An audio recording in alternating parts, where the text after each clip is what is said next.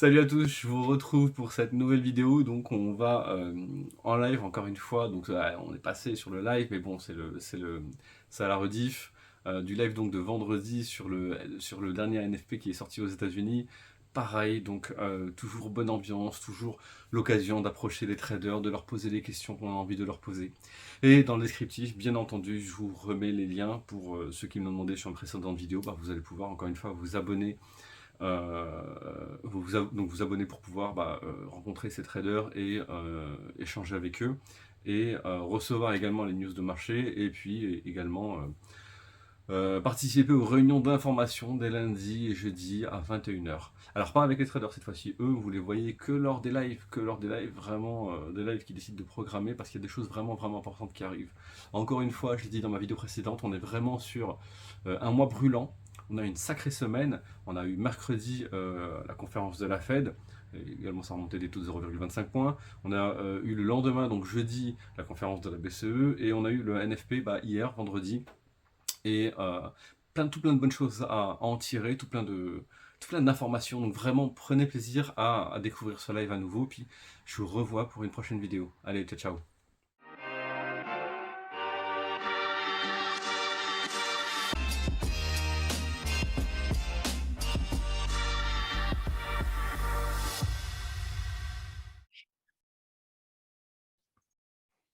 Ouais, donc pour récapituler, aujourd'hui, on a des attentes. On a un précédent sur la création d'emplois de 223 000. Il va être corrigé puisque c'est le cas à chaque mois. En fait, le chiffre précédent sera corrigé, il sera publié, le nouveau chiffre sera publié à nouveau, donc il faudra y faire attention.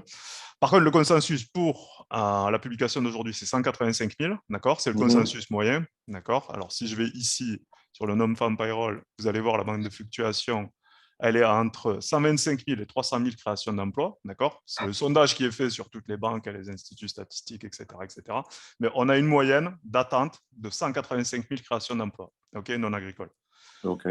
Ok, donc ça veut dire quoi? Ça veut dire que si le chiffre est au-dessus, il y aura une réaction. Si le chiffre est en dessous, il y aura une réaction. Comme je vous l'ai déjà dit, quand le chiffre est conforme, quand il sort conforme aux attentes, généralement, c'est pas la peine de trader parce que c'est déjà intégré dans les prix. Ok, Ok. donc c'est pricé. Ce que j'ai noté aussi, c'est le chômage. D'accord. Donc le chômage précédent, il est sorti à 3,5. Là, on a les attentes sur le chômage ici à 3,6. Ok, donc on s'attend à un rebond du chômage. Ok, Ouais. donc on y fera vachement attention. Et ici, on a les salaires. L'augmentation des salaires sur le mois, le salaire moyen, d'accord, plus 0,3. Ok, donc il va falloir être vigilant à ce chiffre parce que, comme on l'a vu mercredi, la Fed, elle y est hyper attentive, d'accord. Donc l'emploi et les salaires seront, enfin l'emploi, création d'emplois, chômage et salaires seront hyper importants aujourd'hui. Ok. D'accord. Ouais. Donc là, qu'est-ce que je fais? Pardon. Qu'est-ce que je fais? En gros, je me suis préparé mes scénarios. Scénario A, c'est si le chiffre est supérieur aux attentes, qu'est-ce que je fais? Comme d'habitude, on scénarise toujours pour être pragmatique et plutôt froid sur la réaction ou l'opération à faire. Ok. On se prépare de sorte à ne pas être en panique, en stress, etc. Donc, j'ai marqué ici, dans la colonne rouge, j'ai fait exprès de changer la couleur, comme ça, c'est plus visible. Donc, si le chiffre est supérieur, qu'est-ce que je vais shorter face au dollar? D'accord. Ouais. Donc ici, je me suis sélectionné, puisqu'on l'a fait ensemble, on a fait la Fed cette semaine, on a fait la Banque Centrale Européenne, on n'a pas fait la Banque Centrale d'Angleterre, mais on l'a suivi aussi, on l'a commenté, on en a parlé. On ne l'a pas fait en live, mais on en a parlé. Et aujourd'hui, le NFP. Sur ma sélection d'investissement pour la semaine, si j'envisageais un rebond du dollar sur le NFP, ce n'est pas moi qui envisage, hein, c'est si le NFP est supérieur aux attentes, il pourrait y avoir un rebond du dollar. Et s'il y avait un rebond du dollar avec un NFP positif, à ce moment-là, j'envisagerais d'acheter le dollar, notamment contre la livre sterling. D'accord? Parce qu'on a une banque centrale qui a certes monté les taux hier, okay, la Banque centrale d'Angleterre. En revanche, Ouais. elle est plutôt pessimiste et même sur les hausses de taux futures, elle se calme. Elle se calme, la Banque centrale d'Angleterre. Donc, ça pèse sur la livre. Donc, dans ma sélection, j'ai préféré envisager éventuellement de shorter la livre sterling face au dollar. OK? Ok. Un trade secondaire, parce que si vous vous souvenez, je mets toujours une deuxième ligne de trade secondaire. Je vais noter ici. Hop, on va faire un petit décalage. Trade secondaire. Éventuellement, le Nasdaq. Pourquoi le Nasdaq? Parce que le Nasdaq, c'est bon, les valeurs technologiques, etc. Mais surtout sur le Nasdaq, il y a beaucoup de sociétés dites, enfin, qui lèvent des fonds sur le marché obligataire beaucoup de fonds sur le marché obligataire, et parce qu'elles sont dans l'innovation, à la recherche, etc., etc. Et donc, du coup, généralement, elles sont très endettées. Beaucoup de sociétés très endettées qui se trouvent sur le Nasdaq. Donc, du coup, si la Banque centrale, si à cause d'un NFP positif, cela pourrait pousser la Banque centrale américaine à encore monter les taux, cela pèserait sur les taux et sur les dettes de ces entreprises-là qui sont sur le Nasdaq. Donc, mécaniquement, le Nasdaq réagirait défavorablement. Okay, donc, ce qui serait prioritaire pour moi, ce serait le câble. Le câble, c'est livre sterling versus le dollar. Donc, dans le jargon, on appelle ça le câble. Et short Nasdaq, ok, dans ce scénario-là. Plus que le Dow Jones ou le S&P, alors. Ouais, prioritaire pour moi, ça serait clairement le Nasdaq. Clairement. Sur le S&P, n'oublie pas, il y a 500 capitalisations, 500 entreprises, et il y a un peu de tout, d'accord. Par contre, le Nasdaq, c'est vraiment les sociétés technologiques, et là, on a beaucoup de sociétés très endettées, il y a beaucoup de zombies. Hein. Je vous ai déjà parlé des sociétés zombies, et c'est sur le Nasdaq qu'elles sont prioritairement. D'ailleurs, le Nasdaq aussi, ce qu'il y a d'intéressant, n'oublions pas pourquoi en plus je cible le Nasdaq. Farouk vous en parlait tout à l'heure. Hier soir, on a eu des résultats plutôt mauvais résultats sur Google, Apple et Amazon, d'accord, qui sont les grosses sociétés leaders de l'économie. Les GAFAM. Ouais, les GAFAM. Et en fait, ce qu'il y a d'intéressant, c'est que ça pèse déjà sur le Nasdaq. Vous voyez, ces résultats mauvais hier pèsent déjà sur le Nasdaq. Si en plus le NFP venait au-dessus des attentes, ça serait un trade assez facile à faire de shorter le Nasdaq. D'accord ? À l'inverse, si le NFP sort inférieur aux attentes, vous avez vu ici, là, j'ai sélectionné, hop, en premier, l'or. Ouais. Deuxième, l'euro. En secondaire, dollar australien et yen japonais. Donc, ma priorité, si le NFP était inférieur aux attentes, j'irais shorter le dollar contre l'or. Ouais. Donc, ça veut dire j'achète l'or. Je le shorterai aussi contre l'euro. Ça veut dire j'achète l'euro contre le dollar australien et le yen. Soit je fais les 4 trades, soit j'en fais un. Enfin, voilà, vous vous rappelez nos discussions précédentes sur les NFP précédentes. On n'est pas obligé de faire tous les trades. Hein. C'est en fonction de nos actifs, de nos portefeuilles, de notre aversion ou notre appétit pour le risque. Enfin bref, on gère son risque, d'accord ? Ne vous jetez pas sur tous les trades. Mais fondamentalement, aujourd'hui, sur ce NFP, voilà ce qui est faisable, concrètement. Okay ? Pour ceux qui sont arrivés en cours, scénario A, NFP supérieur aux attentes. J'achète le dollar, prioritairement pour moi aujourd'hui contre la livre sterling, et éventuellement, je short le Nasdaq. Trade secondaire. Si le NFP est inférieur aux attentes, les attentes sont attendues à 185 000. S'il est inférieur, mais vraiment, attention, quand je dis inférieur ou supérieur, c'est largement. Hein, d'accord ? S'il sort par exemple à 150 ou 140, j'y vais. D'accord ? 140 000, ici les créations. Ouais. Okay ? Pareil sur ici. Genre, à 180, ça ne vaut pas le coup. Ouais, c'est trop proche, tu vois, des attentes. Donc, ça ne vaut pas vraiment le coup. Par contre, ce qui peut être intéressant à ce moment-là, c'est de bien regarder dans le détail les salaires, okay, l'augmentation ou la baisse des salaires, et le taux de chômage, d'accord ? Vous le savez, à chaque fois, on regarde tous ces détails-là. Des fois, on a des NFP conformes aux attentes et on vous dit, c'était le cas, je crois, la dernière fois, on avait eu un salaire horaire qui était légèrement en augmentation ou à l'inverse, je ne me rappelle plus. Enfin bref, vous voyez, donc on fait attention à tous ces détails. Mais voilà, notre plan pour aujourd'hui, il est là. Il est assez clair, donc on sait ce qu'on fait. Scénario A, on fait ça. Scénario B, on fait ça. Si conforme aux attentes, on regarde un peu plus dans le détail, on regarde les salaires, on regarde le chômage, etc. etc. OK ? Des questions ? Et par exemple, ouais, donc du coup, au lieu d'aller shorter, s'il sort en dessous, là, au lieu d'aller shorter le GPB USD, le CHF USD. C'est une bonne idée aussi. Ouais, ça serait bien, ouais. Oui, c'est une bonne idée aussi, absolument. Ouais. D'autant plus qu'on a eu un membre de la Banque nationale suisse hier qui a parlé, qui a dit que l'inflation était encore largement au-dessus des comment ça s'appelle, du mandat de la Banque centrale suisse, et que c'était intolérable, et qu'ils allaient encore agir et qu'ils se laissaient la possibilité de monter encore les taux. Mais en parallèle, attention les Suisses, en parallèle, ils menacent aussi d'intervenir sur le franc suisse, parce que le franc suisse, malgré tout, même si la Banque centrale intervient, il est actuellement trop fort le franc suisse, donc la Banque nationale suisse, comme je vous l'ai expliqué depuis plusieurs mois, elle n'apprécie pas trop que ce franc suisse soit trop élevé. D'un côté, c'est intéressant pour les Suisses que d'avoir un franc suisse élevé, parce que du coup, ça leur permet d'acheter leurs produits étrangers avec une devise plus forte, donc du coup, moins d'inflation, d'accord ? Ils supportent moins d'inflation, les Suisses. Mais d'un autre côté, ça les pénalise aussi, d'accord ? Parce qu'ils perdent des marchés à l'étranger. Pourquoi ? Parce que, par exemple, leur principal partenaire commercial, c'est l'Allemagne. Et les prix suisses sont super élevés dû au fait que le franc suisse soit super élevé. Vous voyez, la devise en elle-même, elle a une implication directe sur les coûts des produits suisses. Donc, ça pénalise aussi les entreprises suisses à l'exportation. Vous voyez. Et autre élément intéressant, et pas des moindres, c'est que la Banque centrale elle-même, l'année dernière, a perdu, je crois que c'était 146 milliards à cause de la force du franc suisse, puisqu'elle était très investie sur les marchés actions américains, notamment sur le Nasdaq, la Banque centrale suisse. Et en fait, en rapatriant sa devise, c'est-à-dire que d'une part, elle a perdu sur le Nasdaq parce que le Nasdaq a corrigé sur l'année 2022, et en parallèle, sa devise étant trop forte, elle a converti ses dollars dans un franc suisse qui était trop fort. Donc, elle a perdu un plus sur la devise. Ah ouais. D'accord. Donc, double peine pour la Banque nationale suisse. Donc, elle n'apprécie vraiment pas le fait que le franc suisse soit trop fort. Donc, quand je vous dis qu'on se prépare quand même sur le franc suisse à une intervention de la Banque nationale suisse, je vous garantis qu'elle va le faire. Quand, je ne sais pas, parce que je n'ai pas la date et je ne suis pas dans leur bureau, mais en tous les cas, je vous garantis qu'elle va intervenir. Voilà. Donc oui, après, autrement, pour ton trade sur la journée, sur le NFP, bien sûr, dans ta sélection de l'investissement, je confirme et je suis d'accord avec toi, franc suisse dollar, ça peut être intéressant, tout à fait, dans ce scénario-là. Mais par rapport à la BNS et tout ça, là, c'est pas un peu contradictoire le fait qu'elle veuille monter les taux et baisser le taux de sa monnaie?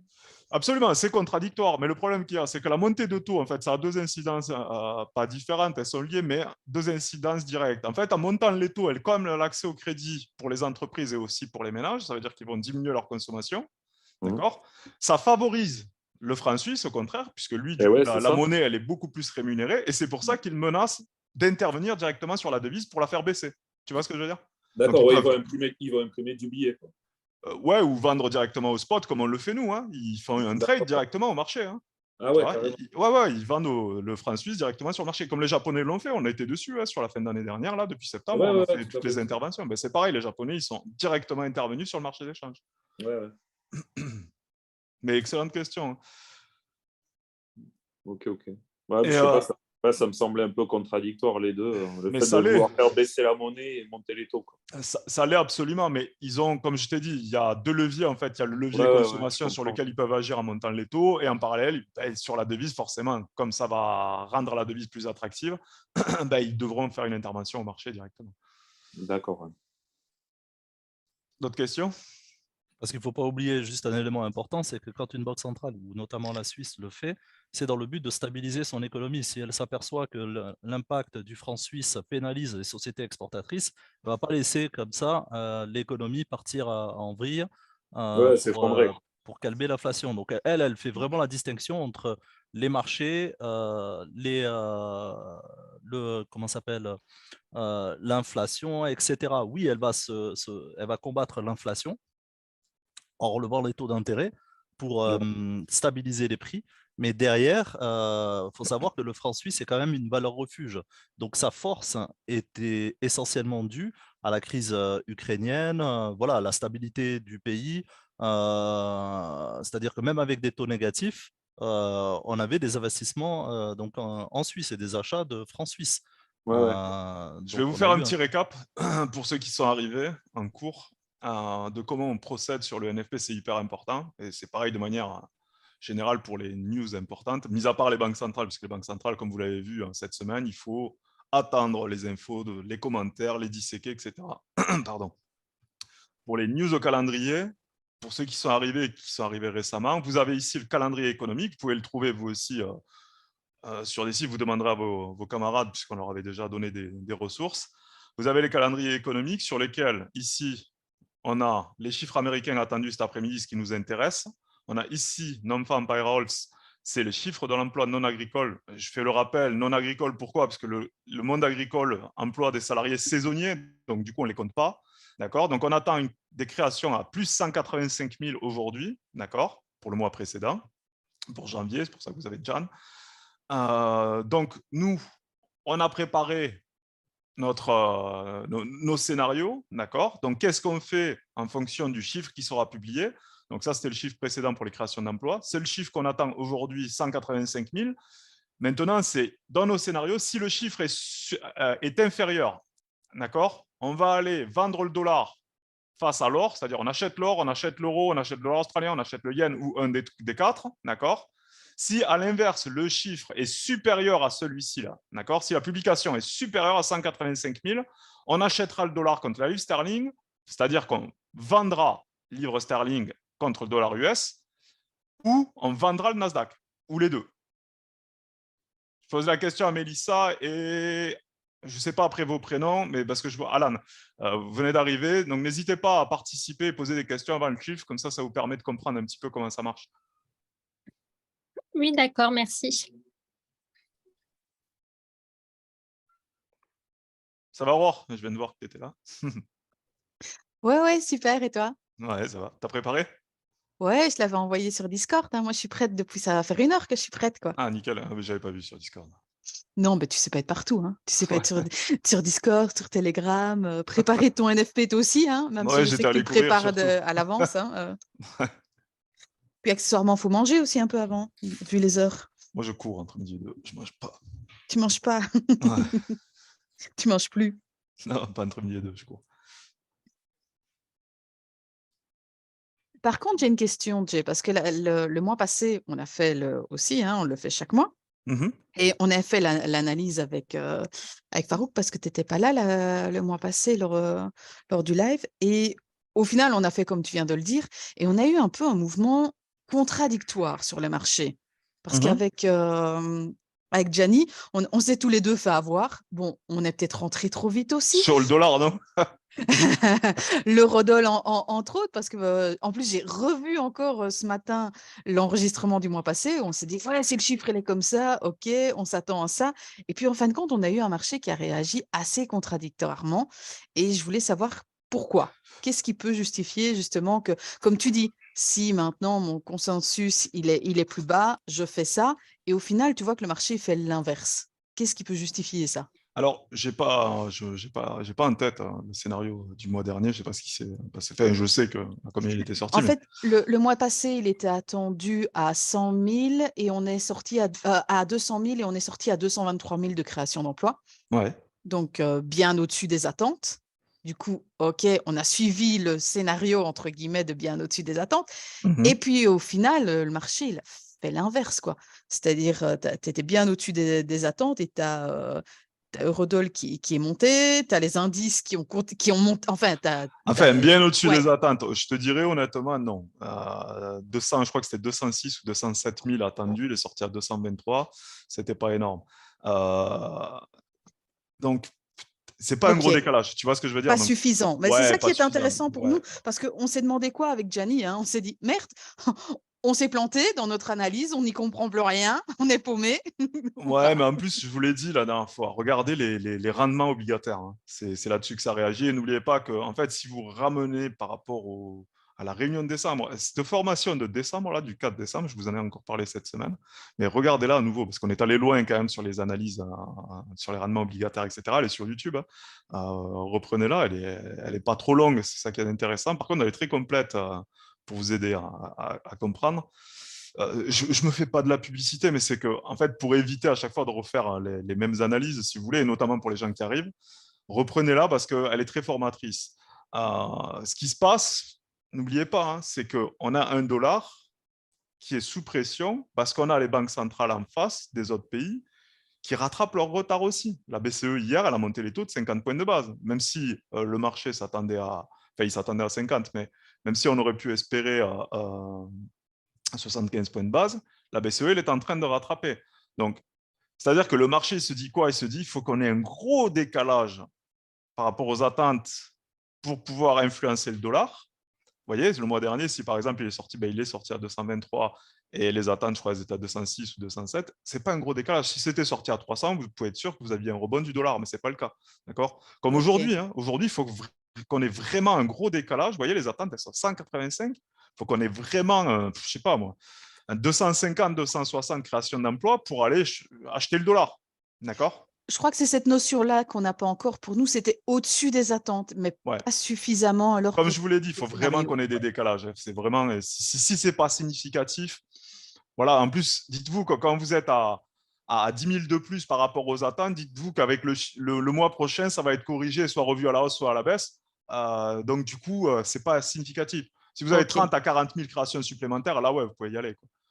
Mais c'est ça qui est intéressant parce que on se pose la question, est-ce qu'on a mal fait notre analyse? Pourtant, bon, on essaye, hein, la preuve, c'est on essaye, mais on n'a pas vos expériences. Et, regarde, en fait, tu vas voir, je vais essayer d'être plus précis, justement. En fait, on a un dollar qui est sous pression depuis fin novembre dernier, d'accord? Et ça s'est accéléré, ça s'est accentué sur le mois de décembre parce que les autres banques centrales se synchronisent, notamment les Japonais, la BCE. Et n'oubliez pas, sur le FX, les deux grosses masses sur le FX, les deux parités les plus tradées, les plus échangées sur le FX, c'est typiquement euro-dollar qui est la principale, ok, et la seconde, c'est dollar-yen. Donc, si ces deux-là sont influencés par leur propre banque centrale, en l'occurrence le yen par les Japonais et l'euro par la Banque centrale européenne, ça met de la pression sur le dollar. Vous voyez? Ouais. Donc, et ce qu'on a depuis la fin d'année dernière, on a justement cette pression du fait que ces deux banques centrales sont en train de bouger. D'accord? Et en parallèle, on a une banque centrale américaine qui se calme. Là, elle a monté les taux cette semaine, mercredi, on était ensemble, on a gagné sur l'or et c'était sympa. Elle se calme, la Fed. C'est pour ça qu'en fait, on est allé shorter le dollar. Et donc, du coup, vous avez cette pression baissière sur le dollar, d'une part parce qu'il y a des investisseurs comme vous qui shortaient le dollar, mais en parallèle, il y a des gens qui étaient investis à long terme sur le dollar qui sont en train d'en sortir gentiment. D'accord? Donc, du coup, on a une pression baissière sur le dollar.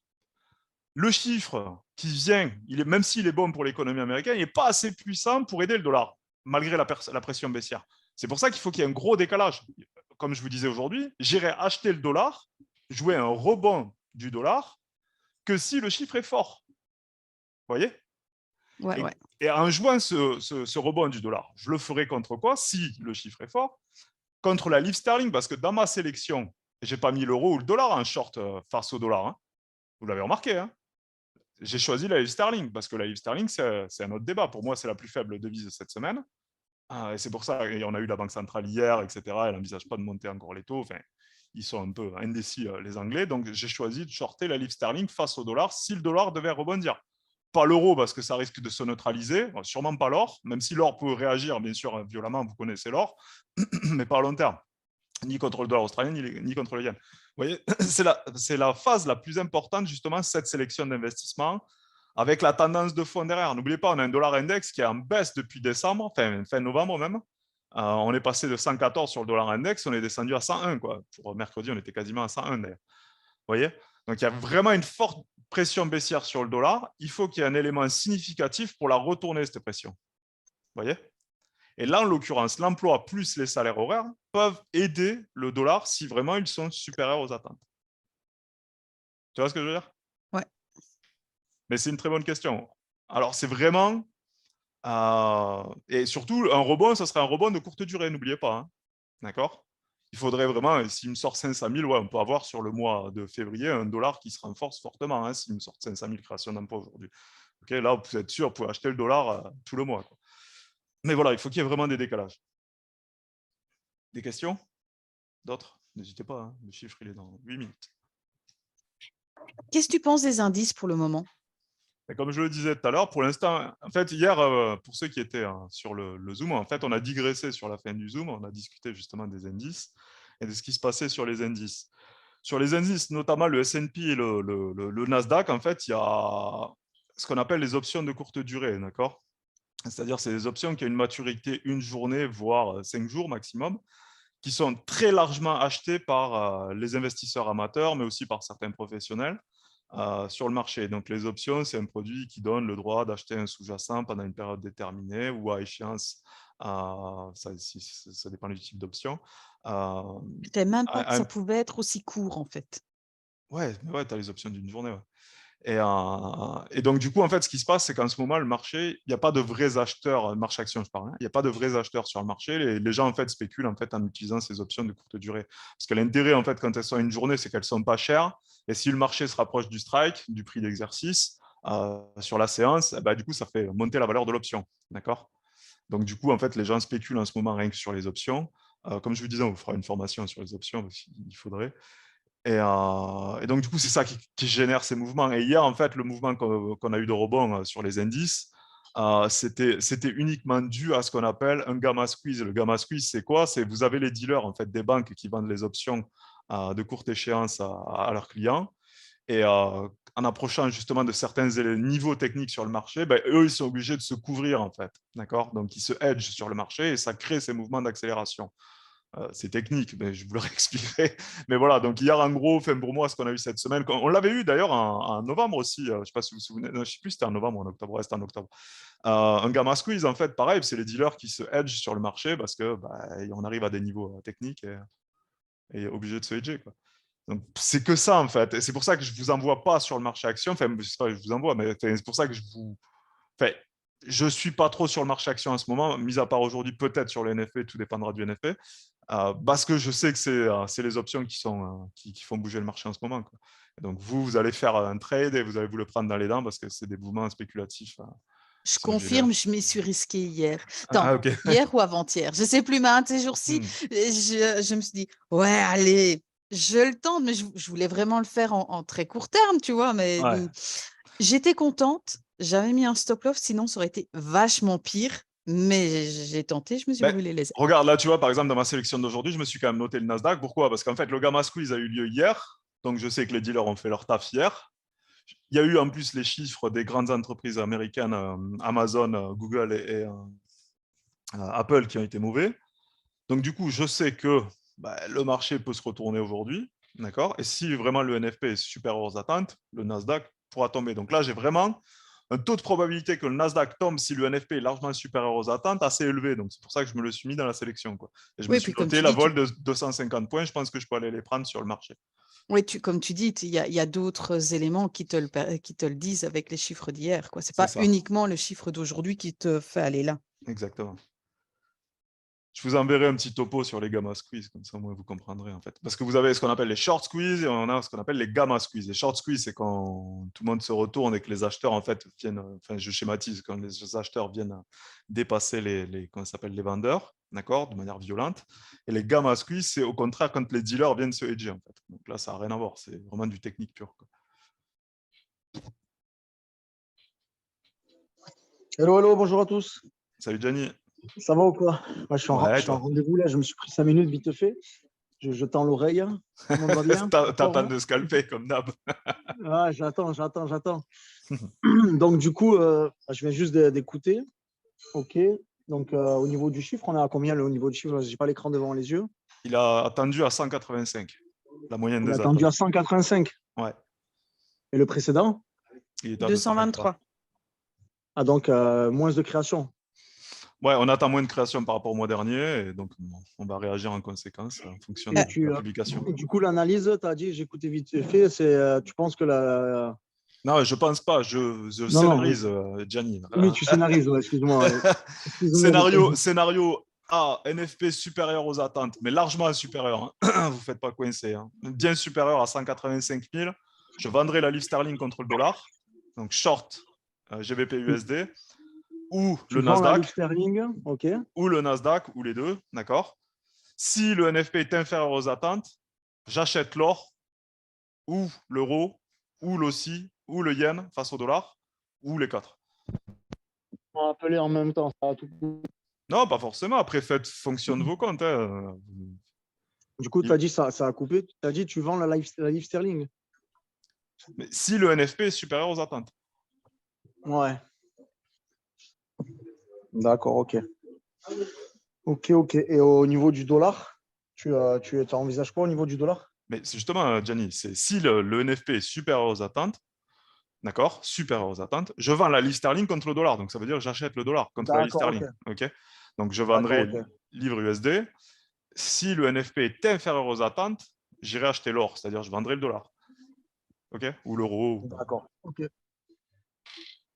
Ok, parfait. Bon, je vais vous reprendre en 5 minutes. À de suite. Là, on dirait qu'il pousse le dollar. Hein. Mais toujours, en fait, avant la news. C'est ce que j'allais dire. C'est un pricing. Elle n'est pas sortie, la news. Toujours comme ça. Hein. C'est le coup de pression sur le marché.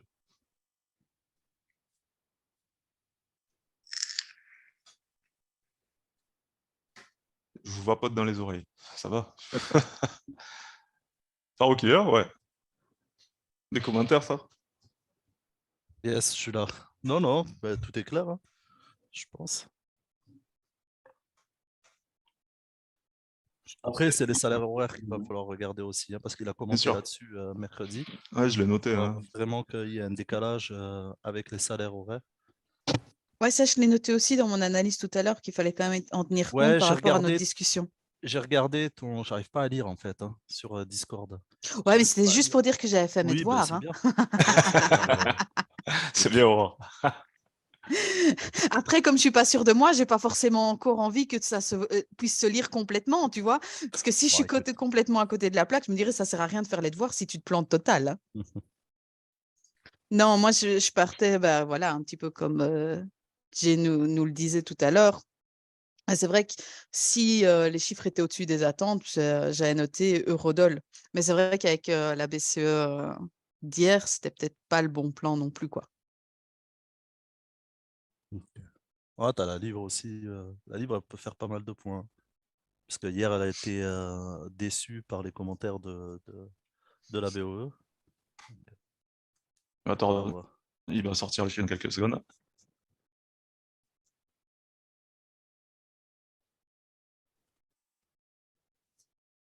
Hop. Ouf! Ah, vous pouvez acheter le dollar, hein, je vous le dis. Hein. Scénario ici. Hein. Short Lip Sterling, il est sorti à 517 000. Hein. Oh putain, pardon. Ah, là, vous avez un signal fort short Nasdaq, short Lip Sterling. Moi, c'est ce que je fais. Quoi. On est dans cette colonne. Hein. Énorme. Tu l'as vu, Farouk? Ouais. 517 000 de création. Truc de fou, quoi. Ah ouais. Les salaires, il est sorti à 0,3. Le taux de chômage, il est tombé à 3,4. Hein. Là, ça va faire tomber les marchés. Ah ouais, ça. là, le Nasdaq, il va se prendre une volée. Donc, on est dans la colonne short Lip Sterling, short Nasdaq. Les autres, vous n'êtes pas dessus. On n'est pas dans cette colonne. Hein, on est dans celle-ci. Hein. Là, vous devez gagner de l'argent aujourd'hui. J'aime bien quand tu dis ça. Vous allez en gagner un paquet. Là. Vas-y, on achète. La Lip Sterling, elle va se faire découper. Hein. Ben, le TP, j'avais un TP à 1,2150, non? Moi, j'étais sur l'or, là. Je vendais l'or. Ok, t'as bien fait. Ouais, je l'ai vendu à 1916. C'est pas mal. Donc, ce chiffre de cowboy. On peut vendre l'or, hein, alors. Évite, reste dans la colonne de certitude. Après, tu peux le faire si tu veux, Gianni, hein, mais dans les scénarios, après, faites ce que vous voulez. Je ne sais pas comment vous avez préparé, mais sur quel site tu vois ça? Alan me demande. Ça, c'est Refinitiv, c'est un outil professionnel. C'est Reuters, en fait. Et en fait, les chiffres, ils sont sortis ici, dans la colonne du milieu, tu vois. Tout ce qui est sorti en orange. Donc ici, les attentes, elles étaient à 185, on est sorti à 517. Donc très largement, et c'est ce que j'expliquais à Aurore tout à l'heure, en l'occurrence, il fallait qu'on ait une incidence significative, c'est-à-dire un différentiel significatif entre les attentes et le chiffre pour aller acheter le dollar. Ben là, c'est clairement le cas, quoi. Donc là, le dollar, vous pouvez y aller, il va rebondir sur tout le mois de février, je pense. Et oui, la livre sterling, elle va tomber forcément. Hein, donc, ici, on est dans cette colonne-là. Le Nasdaq, n'oubliez pas ce que je vous ai dit. Hein, le Nasdaq, franchement, il va se faire pulvériser. N'oubliez pas qu'en plus, le Nasdaq, le marché est fermé pour l'instant. Le marché US, il ouvre tout à l'heure. Hein. Donc, le Nasdaq, il peut bien tomber. Ouais. Là, c'est un monstre de chiffres quand même qui est sorti. Hein. C'est bien de faire des lives comme ça, non? Je vous entends plus. Yes, Stressé ou c'est quoi? excellent. Je suis dessus, là. Ah, Alexis, il est content.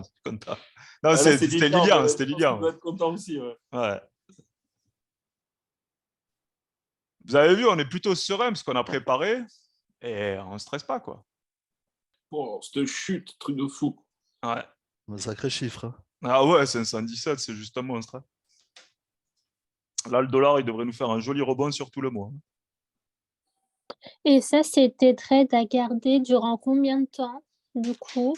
C'est une conséquence, une conséquence sur combien de temps, ce genre d'annonce? Alors, pour te répondre, techniquement, si tu décides, toi, de ne faire que l'opération journalière, tu peux rester à la journée, prendre tes gains en fin d'après-midi, ou même dans une heure, ou même dans quelques minutes, tu vois, tu fais comme tu veux. Mais fondamentalement, le NFP, je l'avais déjà expliqué, il a toujours une incidence sur la monnaie pendant le mois qui suit. D'accord? Et là, en l'occurrence, on peut envisager un rebond du dollar au moins sur tout le mois de février. Ok, d'accord. Ok? Donc là, pour quelques jours, on va avoir un dollar assez fort, hein. Enfin, même plutôt fort. Là, surtout les salaires horaires qui sont supérieurs aux attentes. Alors, c'est pas énorme, Mais on est à 4,4. Juste le chiffre du mois précédent sur le NFP, il a été révisé à la hausse à plus 260 000 contre 223. Et, tu vas voir ce que je te disais. Et pour acheter du dollar, c'est euro-USD, ça faut buy euro-USD, alors c'est ça? J'ai pas parlé de euro-USD. Non, c'est pas buy. Moi, j'ai vendu la livre sterling contre le dollar. D'accord. Ok. Ah oui, Donc c'est short, c'est sell oui. GBP-USD. Bah ça, j'avais suivi ton. C'est Ok. ça, c'est toi qui as fait l'alerte hier. J'avais suivi. Ouais, d'ailleurs, là, c'est. Ouais, je suis bien. Là, je suis plus de 100 balles de gain. Là, c'est cool. Pensez à prendre vos gains quand même, n'hésitez pas. Mais enfin Ouais. voilà, on va avoir un dollar plutôt fort. Surtout, tu vois, là, tu es en gain, tu vois, comme tu l'expliquais.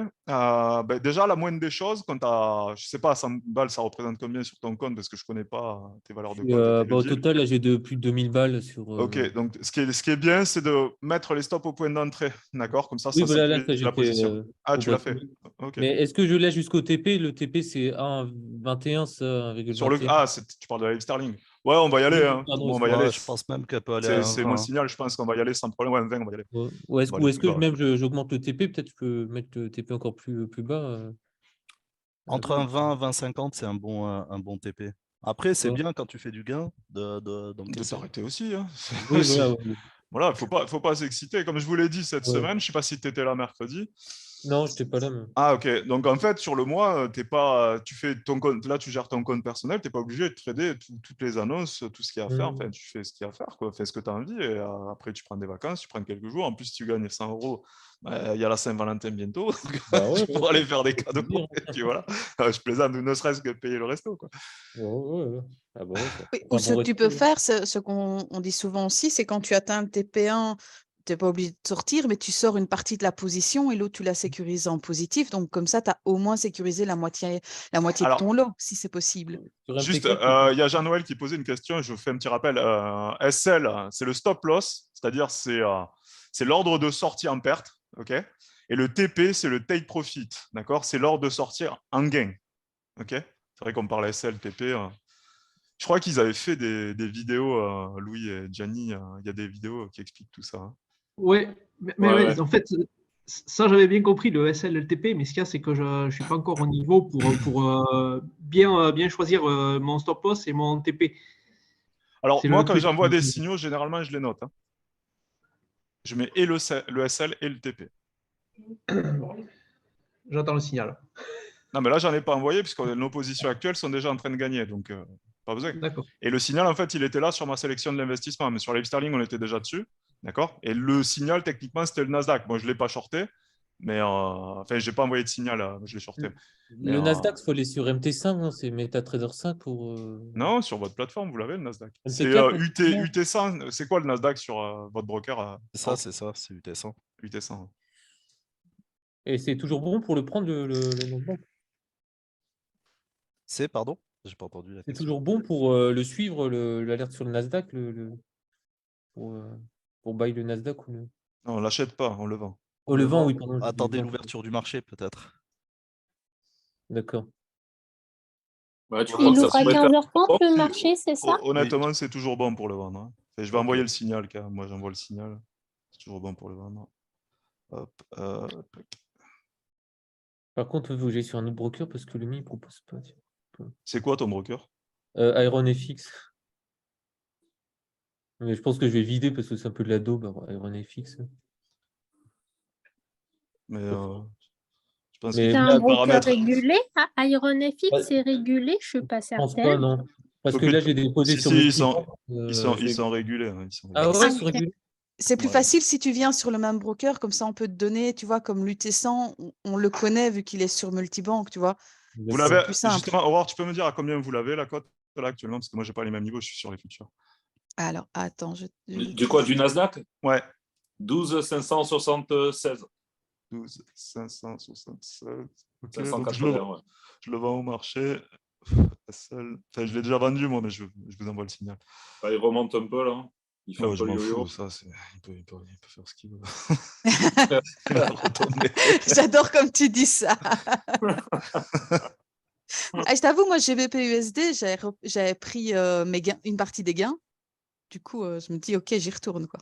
Ben, le Nasdaq, comme je vous l'ai expliqué tout à l'heure, ce qui va peser en plus dessus, bon là, un effet monstrueux, donc ça va peser dessus, et en plus, les mauvais résultats d'hier, hein, ils vont vraiment peser sur le Nasdaq. Et c'est allez, la combinaison des deux, on va dire. Ouais. Donc dans la sélection, il était intéressant, c'est pour ça que je voulais noter là. Nasdaq, c'est NQ, c'est ça, non, le signe En futur, ouais, c'est NQ, ouais. Mais attention, c'est du futur, ça. Ouais. C'est encore plus pété, ça peut... Non, la valeur de point est plus élevée. Hein. C'est 20 $ le point pour un contrat standard. D'accord. NQ. Mais c'est pas risqué de... Tu risques plus, tu peux gagner plus, mais tu peux perdre plus aussi. Il faut faire les maths. Je te fais confiance. Non, il n'y a pas de confiance, c'est ton argent. Là. Moi, je ne suis pas là pour te dire tu fais tel trade ou tu fais tel autre. Enfin, ce n'est pas le problème, tu vois ce que je veux dire. Donc, toi, tu as de l'argent sur ton compte, tu dois le gérer. Là, je suis désolé de te faire ce rappel. C'est hyper important. Tu dois, toi, mathématiquement, te dire, OK, quel risque je suis prêt à prendre sur une opération. Oui, non, mais tu as raison. Voilà, c'est moi qui gère mon argent. C'est ça. Prudence. Tiens, Jay, bon, évidemment, vu comment ça réagit au niveau du dollar, ça a un impact USD-JPY, donc Euro-JPY remonte aussi. Tu crois que c'est un rebond temporaire par rapport à Euro-JPY? Qu'est-ce qu'il faut? Parce que je suis dessus. Oui, c'est le yen en fait qui réagit, forcément le dollar yen qui remonte, donc forcément ça réagit. Mais après, l'euro va se prendre un coup de pression aussi, donc voilà, tu peux le tenter. Soit tu sécurises et tu dégages, ou soit tu le tentes. Est-ce que je suis en perte dessus vu que je l'avais mis en vente? Mais tu as mis ton stop où? Euro-yen, normalement, est gagné. Hein. Enfin, on a tapé 2 TP. Hein. Donc, tu as maintenu la position. Non, j'ai repris une position après avoir pris des bénéfices. Ah, mais dans ce cas-là, dégage-là la position. Oui, mais Euro-yen a pris 40 points sur la news. Ouais, c'est pas grand-chose. Après, ce qu'il y a, c'est que le yen va être sous pression parce que le dollar, n'oubliez pas ce que je vous ai dit tout à l'heure, face au yen notamment, la grosse masse, c'est dollar-yen. C'est pour ça que je me posais la question. Ouais, comme le dollar va remonter contre le yen, il va entraîner les autres parités, les autres crosses. Qu'est-ce que je voulais dire? Et Eurodoll qui corrige forcément avec cette news, qui va corriger, qui devrait continuer à corriger, ça pèse aussi et ça aide le dollar. Parce que c'est l'autre masse, la plus grosse masse sur le FX. Bon, je me dis, là, comme il vient de booster en une fois, je vais le laisser respirer et redescendre avant de le sortir avec une plus petite perte, on va dire. Attention à la version pour le risque aussi cet après-midi, parce qu'entre les news. Tu as le PMI aussi après-midi. Les news d'hier plus ça peut créer de l'aversion pour le risque. Donc, pour moi, Euro-yen, tu gardes le temps qu'il ne va pas au-dessus de 142. C'est là où j'ai mon stop loss, honnêtement. Voilà, s'il y va, il y va. Il va pas y aller. C'est un trade. Ouais.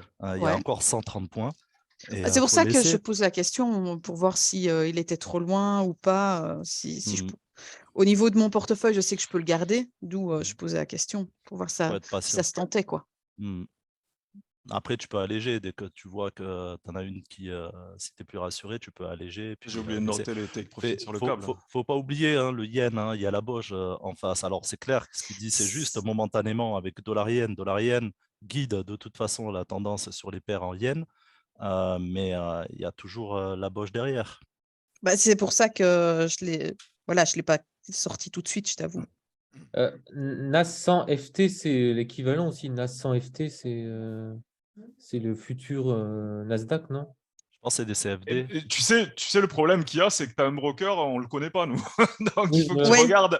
Tu dois avoir la possibilité de faire clic droit, information, et tu vas le voir, tu vois. D'accord. Après, parce que c'est le même prix, c'est 12 644, donc c'est... Ça doit être ça. Ouais, ça doit être ça. Après, regarde si c'est pas un futur, parce qu'après, c'est une histoire de valeur de points, donc fais attention à ça.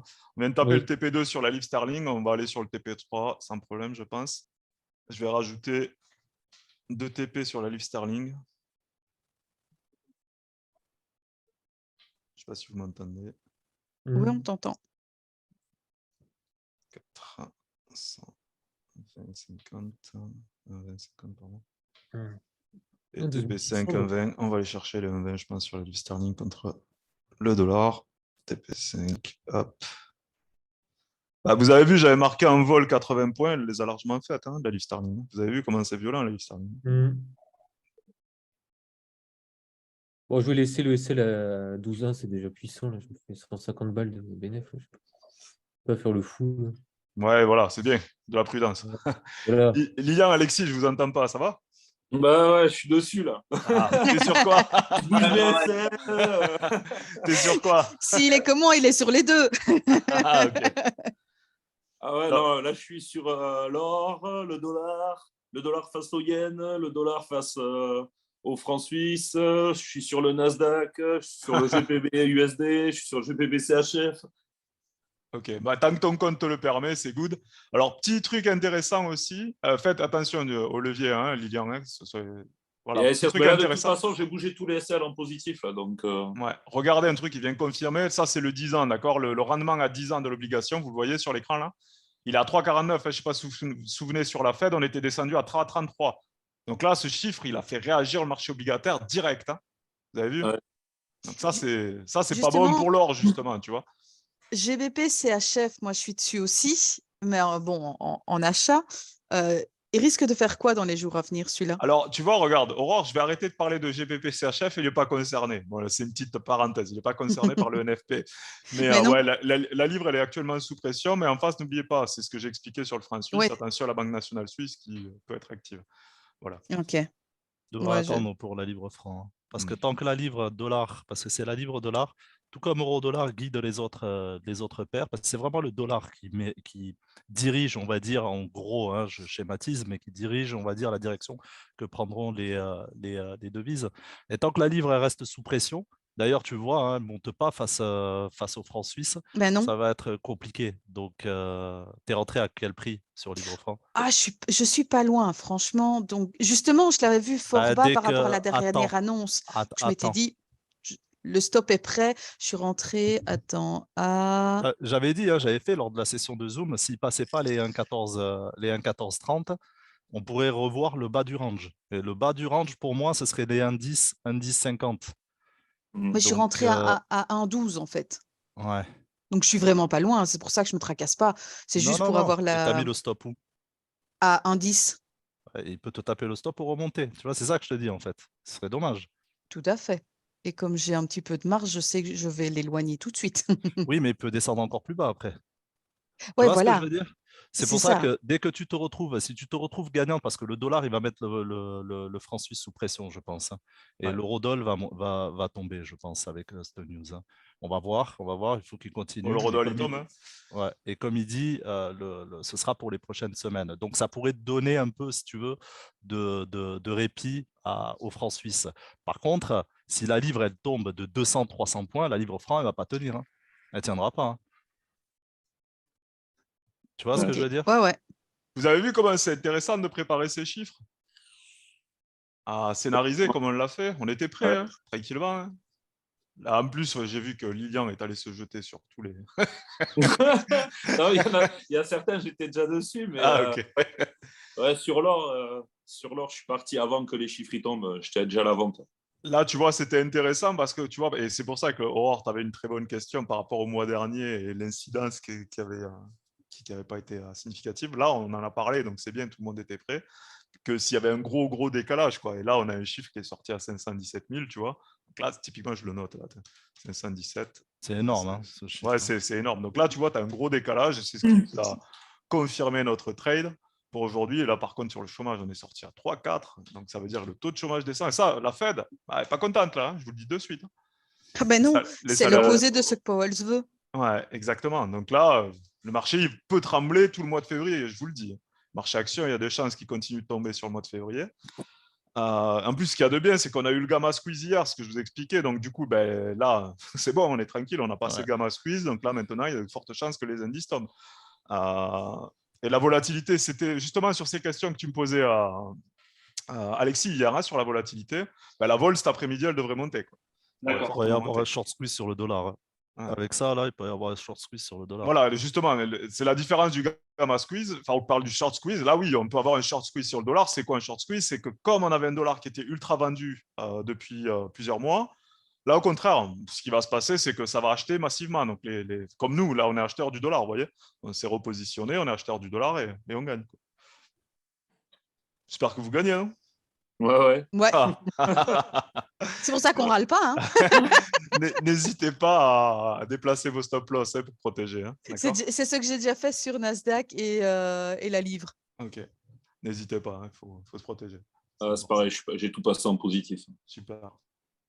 Ah, là, je suis tout proche du TP là, de 21, là, plus de 160 balles. Ça fait plaisir. La Saint-Valentin, les fêtes. Là. Ah, c'est cool, on est content. C'est pour ça, il ne faut pas hésiter soit à prendre oui. une partie et chercher le TP2 pour le reste, quoi. Hein, comme ça. Sur MT4, c'est possible? Sur MT4, on peut. Oui, Ah, oui. ouais, top, ça. Attends, mais la sortie partielle se fait sur le téléphone, pas sur le PC. D'accord, bah moi je suis sur téléphone. Moi. Alors, sur le téléphone, quand on clique sur fermer l'ordre, tout en haut, on a le lot qu'on a choisi. On peut le Tu as la taille du diminuer. lot. Ouais, T'as on la peut taille du diminuer lot, tu changes la taille de l'eau et tu vas voir, tu peux clôturer un certain nombre de... que la moitié, par exemple. Ah d'accord, oui, c'est manuellement. Ouais. Ah d'accord, ouais, bah, bien ça. Ou là, je suis tout près du TP, donc ouais. Juste, vous avez vu l'intérêt de préparer, en fait. Du coup, on a eu un trade super facile, c'est la Live Sterling, quoi. Vous avez vu, ça a été la chute la plus radicale sur la news. Hein. Vous avez vu comment elle est partie vite et ça n'a pas traîné, quoi. Ouais. Donc, quand vous préparez bien vos trades, généralement, vous y allez après assez sereinement. Bon, là, on va dire aujourd'hui, c'était assez facile avec un chiffre qui sortait. Enfin, ça veut rien dire assez facile, puisque après coup, bien sûr, c'est facile de dire assez facile, mais comme on était plutôt bien préparé et qu'on a un chiffre qui est sorti largement au-dessus des attentes, ben voilà, hein, notre target, elle est largement explosée, quoi. Les 80 points sur la Live Sterling face au dollar, ils ont été largement explosés, quoi. Et on va taper notre prochain TP. Je ne sais pas s'il l'a tapé, hein, le prochain TP. Bah, il est tout près, là. Il était à un poil à un moment, là. Il est à un poil. On a 121,08. 21,08. J'ai ajouté d'autres TP. Je ne sais pas si vous avez vu sur les Live Sterling. Là, je vise les 1,20 sur les Live Sterling. 1,20,00. Le Nasdaq, oui, c'est bien, là. Ça se passe bien, le Nasdaq. Là. Ah ouais, bah, il va continuer à tomber. Hein. Ça va, Gianni? Ah, il est bien. T'as pas de son, Gianni? Bah, il est peut-être encore en rendez-vous. Ah, ça y est, on l'a Alors, récupéré. t'as vendu la ligne ou quoi? On est fini là, on a le nouveau prospect, il a démarré. Il est bon, il est bon. Bon, en plus, il a vécu avec nous en direct le live NFP. Ah, je crois qu'il n'y a pas mieux pour convaincre quelqu'un, je crois là. Entre les lives qu'on a eu cette semaine. Là, j'ai le sourire, là, j'ai la banane. Est-ce que vous êtes convaincu, monsieur Conci? Complètement. Vous êtes convaincu, monsieur? Complètement. Bon. J'adhère. J'adhère, vous adhérez? J'adhère. Ok. Vous voyez, on a le 10 ans qui continue de monter. Hein, le 10 ans US, là, il est à 3,50. Hein, vous voyez, hein, donc ça va mettre un coup de pression sur le marché action. Le Nasdaq va continuer. Hein. Hop, les swaps. Donc là, c'est les swaps, c'est les anticipations de hausse ou de baisse de taux. Ok, je suis en train de regarder. Ouais, le marché commence à avoir peur. Hein. Hein, c'est bien, c'est bien.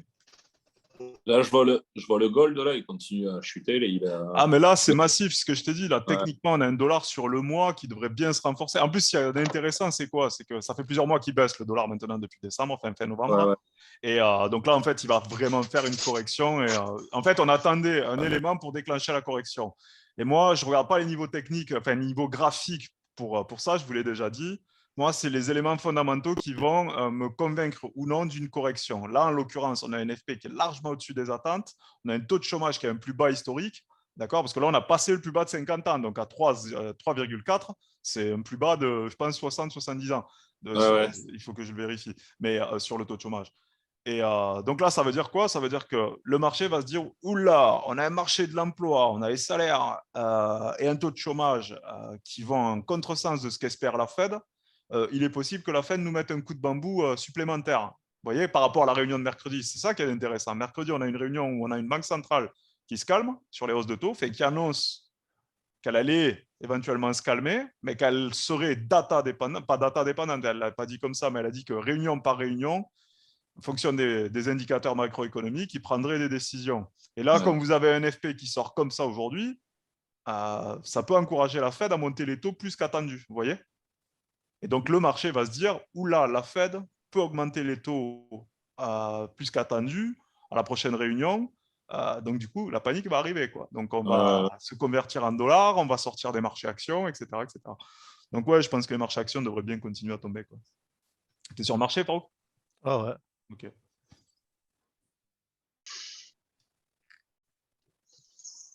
Et surtout, réflexe, n'oubliez pas, n'hésitez pas à encaisser. Vous voyez, sur la Live Sterling, par exemple, on attendait 80 points, d'accord? Par rapport à mon scénario, hein, moi, j'attendais 80 points. On a fait largement plus. Vous voyez, sur la nouvelle, il est tombé de 140 points. ça peut s'encaisser, d'accord?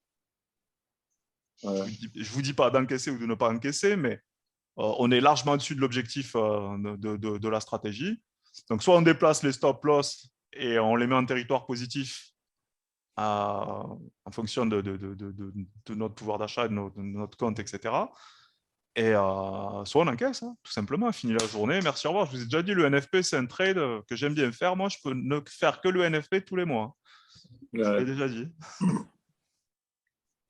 Il vous plaît, le NFP, hein? Ah, c'est coquin. J'ai bien aimé aussi la Fed. Je ne vais pas dire le contraire. Hein. Là, vous avez vu l'incidence, parce que si vous regardez, ne serait-ce que uniquement les graphiques, vous avez cette semaine une Fed mercredi qui envoie l'or en l'air, c'est-à-dire elle fait tomber le dollar. Et vous avez aujourd'hui un NFP qui renvoie le dollar en l'air et qui fait tomber l'or. Vous avez vu l'incidence de la macroéconomie? Ouais. Ah oui, c'est en 2 jours, quoi. C'est la base, parce que souvent, les brokers amateurs vont vous dire oui, regarde tes graphiques et tu peux faire du trading grâce aux graphiques. Rappelez-vous que les graphiques, c'est un aide à la décision. Ça vient en complément. Mais le fondamental, celui qui va vous permettre de casser les résistances, casser les supports, c'est la macroéconomie. Hein.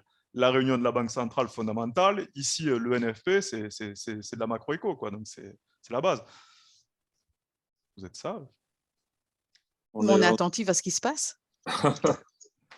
Vous faites des petits pour la Saint-Valentin. C'est ça.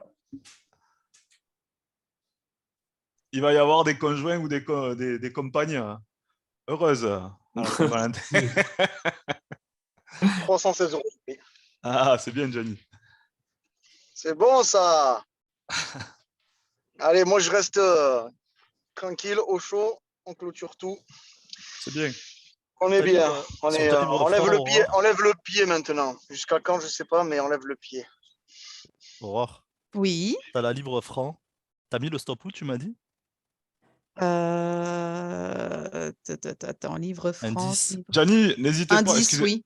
N'hésitez pas à aller. Attends, excuse-moi, 2 secondes, je finis. N'hésitez pas à aller commenter, liker sur Telegram, parce que vu que je partage le fait que je fais un live en direct. Yes, oui, t'inquiète, je vais partager comme j'ai fait la dernière fois. Ouais, cool. Idem. C'est cool. Idem, on envoie.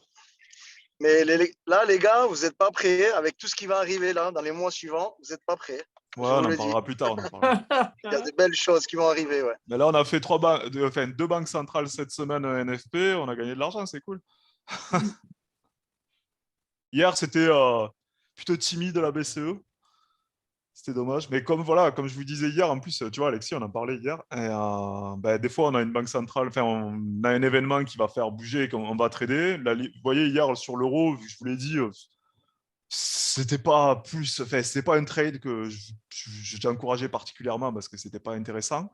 Et je vous ai dit, on attend demain le NFP. Et le NFP, par contre, aujourd'hui, c'était intéressant, quoi. Vous voyez?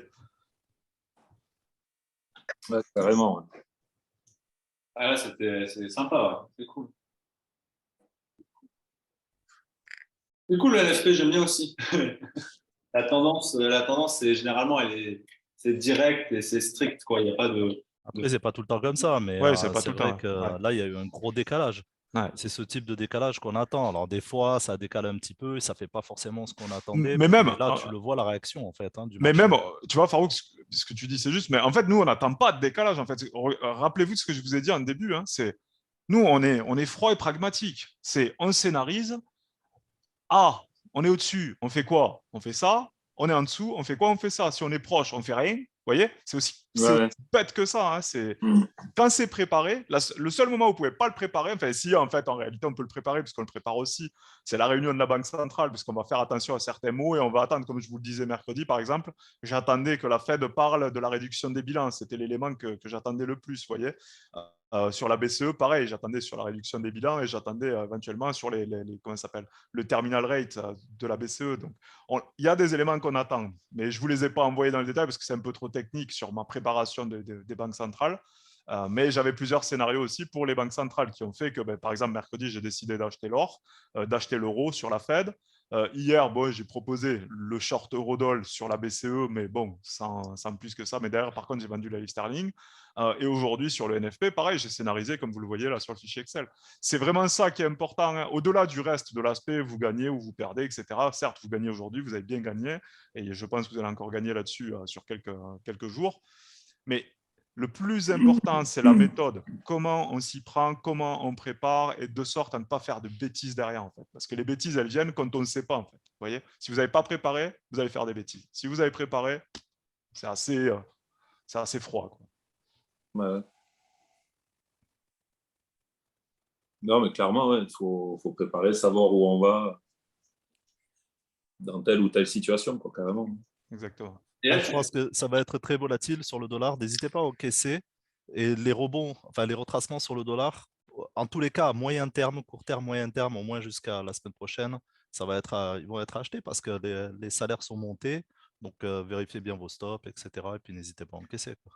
Et là, par rapport à l'ouverture des marchés américains, je pense que ça va remettre un coup sur le Nasdaq ou justement je pense. à le Je pense. Pardon, excuse-moi. Non, en fait, doublement, parce que comme je l'avais expliqué avant le chiffre, on a eu des très mauvais résultats pour les entreprises hier soir, après heure.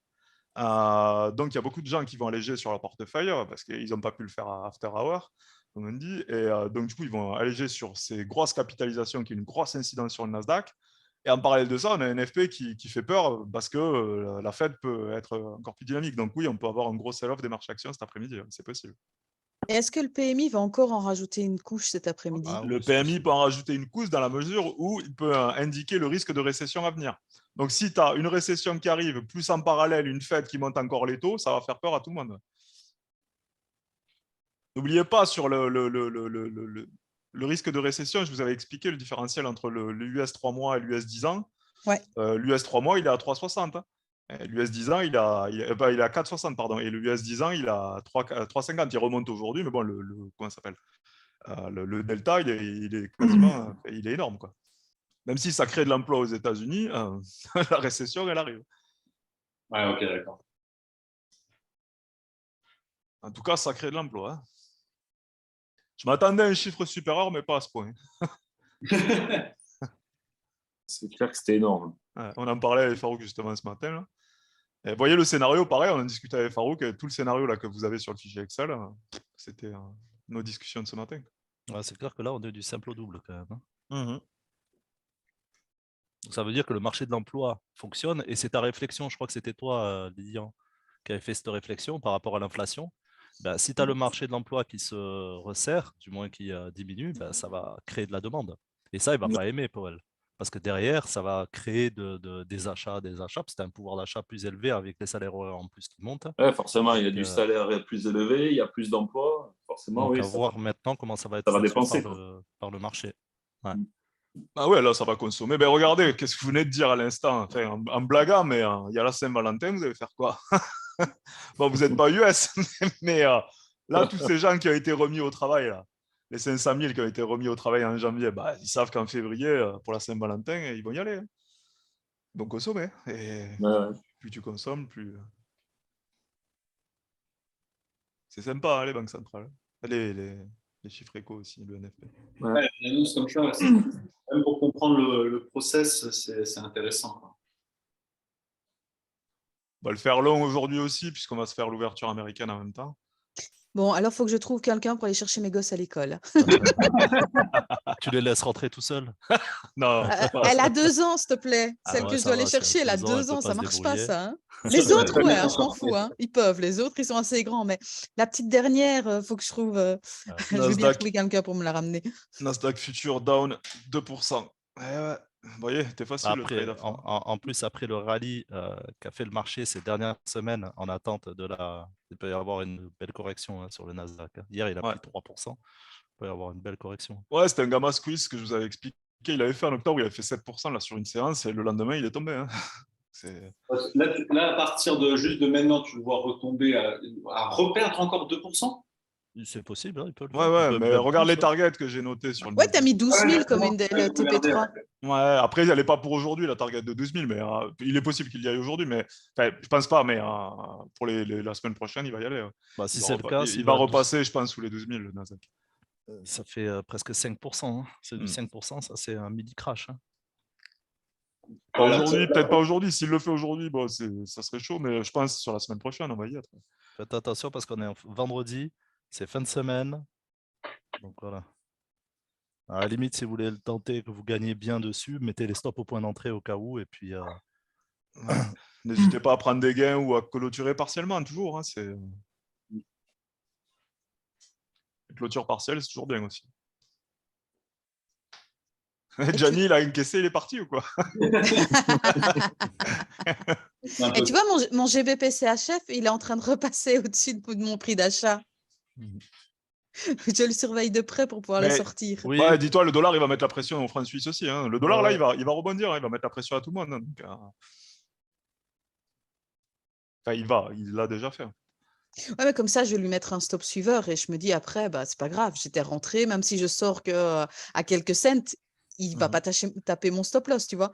Il y a un gros niveau sur dollar-franc, surveille dollar-franc. Il est en train de, je le regarde là, il est en train de rebondir. Et dollar-franc est à la belle moyenne mobile qui se situe à 92,50. C'est-à-dire que s'il passe les 92,50 là, on est à 92,30 et qu'il continue, on pourra avoir une belle correction du dollar. Hein. Et la livre franc, elle peut remonter. Hein. Vous vous souvenez que ça fait plusieurs séances que je vous dis que l'inflation allait rebondir, hein, que j'attendais. Je m'attends à ce que l'inflation rebondisse. Bah, là, en fait, quand vous voyez les créations pareilles, les salaires horaires pareils en hausse, voilà, il y a de fortes chances qu'elle rebondisse, hein, cette inflation. Hein. En plus, les matières premières sur la demande internationale qui a augmenté, avec un dollar qui avait baissé. Voilà, on peut s'attendre, je pense, à un rebond d'inflation autour de l'été. Et ça pourrait énerver les banques centrales. Moi, j'ai une question. Pardon, excusez-moi, vas-y. Non, vas-y, je t'en prie. Moi, par rapport au dollar, vu qu'il pousse terrible, derrière, tu as la banque centrale japonaise qui va devoir intervenir s'il pousse de trop.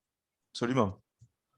N'oubliez pas, la banque centrale japonaise, elle n'apprécie pas les mouvements erratiques sur le yen. Et donc, elle n'hésitera pas. Elle l'a fait à 2 reprises, plus la modification du contrôle de la courbe d'écho en élargissant la bande de fluctuation de 0,25 à 0,50. Moi, je l'attends, la Banque centrale du Japon, je vous l'ai dit. Hein, pas forcément sur une nouvelle intervention sur les FX, par contre, je l'attends sur le contrôle de la courbe des taux. Donc oui, on a des banques centrales très actives de toute façon depuis fin d'année dernière. Elles l'ont dit quand c'était en septembre. Elles se synchronisent, donc voilà. Et quand vous avez une banque centrale qui vous dit oui, l'inflation a atteint son pic, rappelez-vous qu'en fin 2021, elles disaient toutes que l'inflation a été transitoire. Hein. Et ensuite, elles ont monté les taux. Donc, les banques centrales ne prenaient pas toujours comme argent comptant ce qu'elles racontent, parce que leurs analyses, parfois, elles sont faussées par la réalité. Hein. Donc, il faut les suivre parce que c'est fondamental et c'est elles qui mènent la danse. Mais parfois, après, c'est plus dur à faire. Nous, on a l'habitude, c'est notre métier. Mais parfois, anticiper un changement d'attitude d'une banque centrale, c'est possible aussi. C'est ce qu'on fait. Parfois, quand on a anticipé les interventions de la banque centrale japonaise, c'est parce qu'on les anticipait. La modification du contrôle de la courbe des taux de décembre, on l'avait anticipé. Vous en êtes témoin d'ailleurs. Voilà, c'est parce que c'est notre travail de le faire. Et là, par exemple, ce que j'anticipe, qu'on anticipe encore, c'est-à-dire l'arrêt de ce contrôle de la courbe des taux, c'est nous qui anticipons. Ça n'a pas été fait, mais on l'anticipe. Ce qui ne veut pas dire qu'on prend maintenant une position dans ce sens, vous voyez. On sait qu'il y a ce risque-là. Et comme tu le disais, risque d'intervention aussi sur le FX, bien sûr possible par les Japonais et par les Suisses aussi. Ouais. C'est la phase délicate, tu sais, l'anticipation, parce que il faut que tu fasses attention si tu opères, tu vois. C'est-à-dire, parce qu'il y a un adage sur le marché qui dit c'est le marché qui a raison, toi, tu as tort. D'accord? Trend is your friend. La tendance est ton ami, donc tu dois suivre la tendance. Ouais. D'accord? Si la tendance va dans une direction, tu suis cette tendance. Parce que tu peux pas arrêter les chutes du Niagara, tu sais, avec tes petits bras. Mais c'est pareil, c'est la même chose, c'est la même métaphore.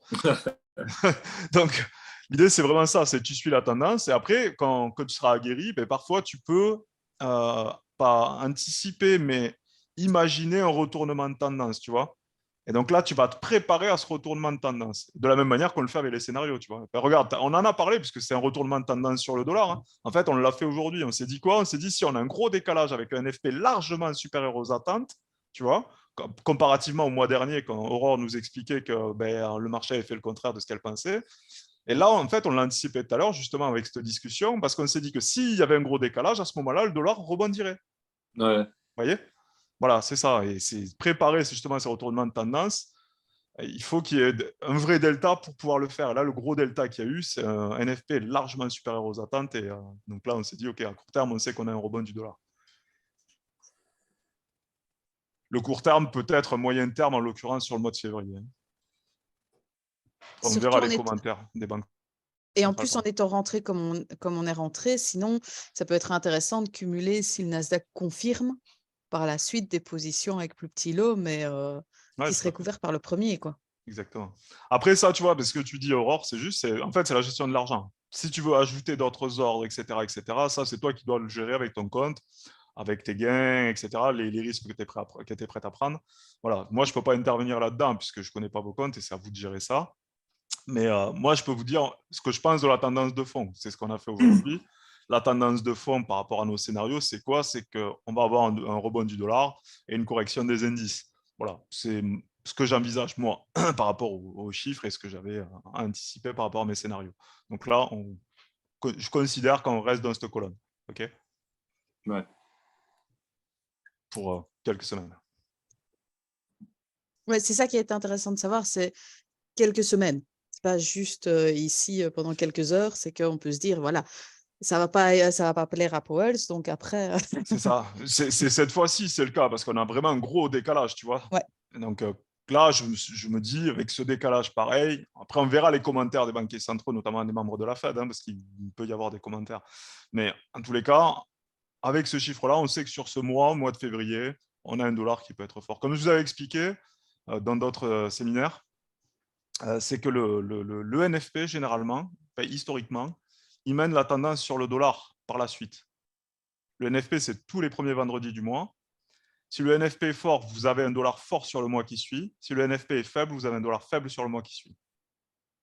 C'est souvent le cas, historiquement. Ouh, il n'y a plus de bruit là. on boit tes paroles. C'est bien. C'est bien de sécuriser, déplacer vos SL, c'est bien, il faut le faire. Et soyez jamais frustrés quand le marché revient sur un SL et en vous disant ouais, je vais re-rentrer ou quoi. Enfin, voilà, pas de précipitation, restez pragmatique et froid. Je vous l'ai déjà dit, hein, on n'est pas des tarés qui se jettent sur les marchés, on prépare et on fait en fonction, quoi. Et ce que je suis contente, c'est mon neuro-CHF.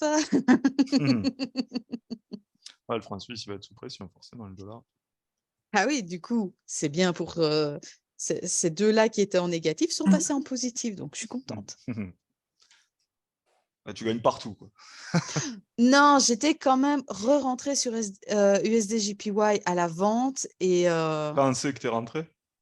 je sais plus, mais il me l'a sorti, donc voilà. Ah, okay. Mais voilà, c'est pas gagné partout. Hein. C'est pour ça que c'est bien de faire place nette avant un chiffre. Tu vois ce que je veux dire? Ouais, voilà. Mais j'avais déjà sorti une partie. Il y en a d'autres. Je me suis dit, je sors pas, je sais pas. Bon, je sors pas et puis ben voilà, j'aurais mieux fait. Tu vois, soit place nette dans le sens où tu évites de grossir tes pertes, soit place nette même sur des gains. C'est-à-dire tu réduis, comme ça au moins tu as encaissé une partie de tes gains et puis voilà, tu vois, c'est bien de le faire aussi. Hein. N'oubliez pas, le plus important, c'est que votre capital augmente. D'accord? Peu importe derrière les trades et les opérations que vous faites. Si votre capital augmente, vous aurez encore la possibilité de saisir de nouvelles opportunités.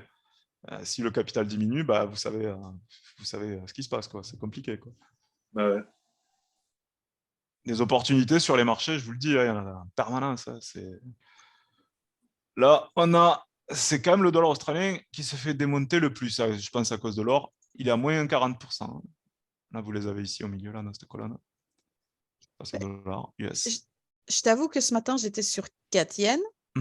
J'ai encaissé une partie. L'autre, j'avais déplacé mon SL en positif, mais à cause de l'annonce, il est quand même sorti en négatif avec le principe de l'offre et la demande. Hein. Ça a tellement changé en une fois qu'il me l'a quand même sorti en négatif. Quoi. Ouais. Mais au moins, comme ça, j'apprends. Celui-là, je me dis, tu pensais l'avoir sécurisé, c'était pas encore assez. Voilà, un dollar qui va être fort sur quelques semaines. Donc là, il faut être vigilant aux banquiers centraux, par contre, sur les prochaines semaines. Aux commentaires, hein. Aux commentaires des membres de la Fed, en fait. Ouais, pas un mouvement direct la semaine prochaine.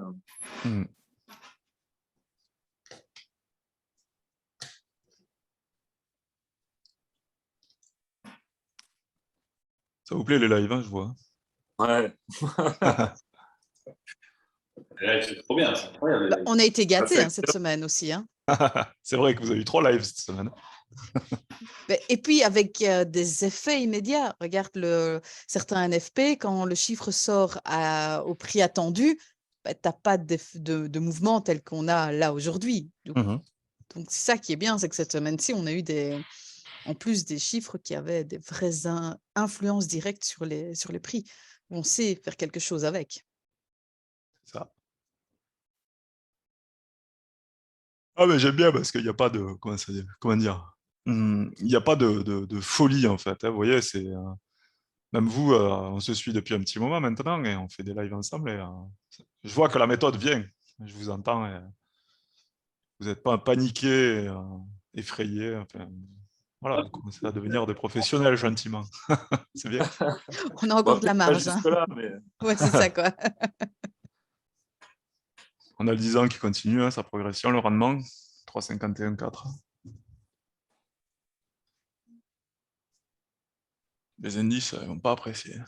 Entre les résultats d'hier et et alors que hier, tout le monde était ah, c'est bon, on repart en bull market, hein, Farouk sur le marché action. Aujourd'hui, ils vont pleurer. Là, le TP1 du Nasdaq peut être atteint dans la journée, là. Oui, je pense.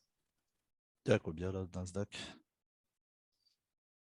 12 500. J'ai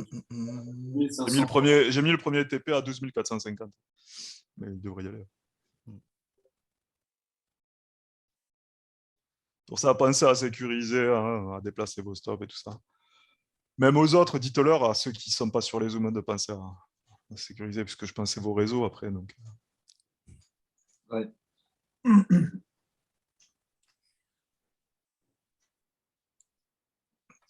C'est Gianni, il va faire rigoler. Ouais, 300 balles, merci, c'est bon, bonne journée. Voilà, mais c'est comme ça qu'il faut faire. Hein. Il a raison, Gianni. Tu prends tes gains. Merci, au revoir. Quoi. Ouais, mais bon là, avec l'ouverture du marché américain, si ça pousse encore, on va rester un peu plus, oui. Oui, après, enfin, voilà, vous êtes libre, hein, faites comme vous voulez. Hein. Moi, comment dire, je donne mes avis, après vous en disposez. Voilà, c'est tout. Oui, tout à fait, tout à fait. On reste responsable de notre management et de nos trades. Hein. Ouais, c'est ça. Le truc, c'est que le Nasdaq, là, on se dit, avec les annonces d'hier, plus le NFP aujourd'hui, je pense qu'à l'ouverture du marché, pour moi, ça me semblerait logique qu'il chute, faux, quoi. Ouais, surtout lui en particulier, parce que le S&P, c'est une plus grosse masse, c'est plus compliqué de le faire bouger. Il va tomber, le S&P aussi, mais c'est une plus grosse masse. Par contre, ouais, le Nasdaq, il y a de fortes chances qu'il est possible qu'il passe même sous les 12 000 aujourd'hui. Le Dow Jones, il va être impacté aussi quand même, ou pas trop? Ouais, mais je l'évite le Dow Jones en ce moment, parce qu'en fait, si tu veux, le Dow Jones, il y a beaucoup de sociétés d'énergie dessus. Donc, ah ouais, donc ça contrecarre. Ouais. Mais le Nasdaq, c'est les techs. Tu as une hausse de taux derrière, comme je vous ai expliqué tout à l'heure. Hein. Ouais. Ce sont beaucoup de sociétés surendettées. Si le marché commence à envisager de nouvelles hausses de taux de la Fed, les zombies vont paniquer. Donc. Ah, ils ne vont pas apprécier quand même. Ouais.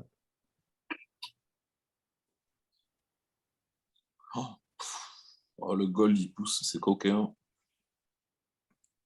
Ouais, méfiez-vous de l'or quand même. Hein. Ah, c'est pour ça que je ne rentre pas dedans, honnêtement. Je place le SL au fur et à mesure. Ah, ok. Ouais, tu as raison, tu le suis, quoi. Tu le suis à la trace. Mais tu peux le paramétrer automatiquement, hein, le stop suivant. Hein. Non, parce que là, je suis sur téléphone. Hein. Ah, d'accord, ok. Ouais, tu sais faire ça que sur PC. Ouais. Il a un gros support à 1850, hein, l'or. Tu vois, le rendement de 10 ans, là, il continue de pousser, hein, 3,52. C'est bon pour le dollar, ça. Vous avez remarqué de semaine en semaine. Hein.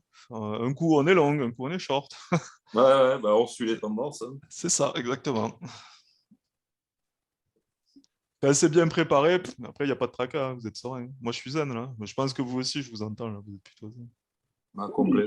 Ça se passe comme prévu, quoi. Donc, enfin, comme prévu. En tout cas, on s'y était préparé, donc c'est ça. Il n'y a pas de raison, quoi. Ouais, moi, comme je dis, Laure, j'y suis pas allée. C'est pas maintenant que je vais y aller, vu la chute qu'il est en train de vivre. Hein. Je le laisse partir tout seul. Moi, je pense que je vais me placer sur le Nasdaq juste avant l'ouverture, ou maintenant, quoi. Déjà... Faites toujours attention aux fins de séance américaines, par contre. Mais Ouais. après, je ne sais pas si vous avez vu ce que j'avais expliqué hier sur Telegram, sur les pièges, justement, de marcher avec les options d'une journée. Vous l'avez vu sur Telegram, ce que j'avais écrit hier? Ah non. Enfin, moi, j'ai pas vu, en tout cas. Alors, j'avais écrit quoi? Après, c'était... Ouais, ça me parle, moi, par contre, sur ton Telegram. Alors, j'avais écrit... c'était pour commenter la journée d'hier. Hein. C'est un Taïwanais, Max, dans mon Telegram, que je connais, mais c'est pour ça qu'il me fatigue. En fait, il fait n'importe quoi, il me fatigue. Et donc, surtout, il insiste pour que tu reviennes dans son Ouais. Après, il est gentil, mais bon, il fait n'importe quoi. Il est banquier, en plus. Ah oui. Ça fait peur. Ouais, il est banquier. Ça vaut le coup de lui laisser ce soir. Je me demande ce que font les banquiers à Taïwan, quoi. Ouais, j'avais marqué 1, déclencher un piège avec les options call de courte durée. 2, prendre avantage du mouvement pour alléger son portefeuille. Et 3, vendre sur les résultats d'entreprise. C'est ce que font les pros en ce moment, en fait, et c'est assez salaud, quoi. Et du coup, les amateurs se jettent sur les options de court terme et en pensant que c'est bon, les marchés remontent et et après, ils vont leur tomber dans la figure, quoi. C'est pour ça que je vous dis, attention, les marchés actions, quoi. C'est assez piégeux.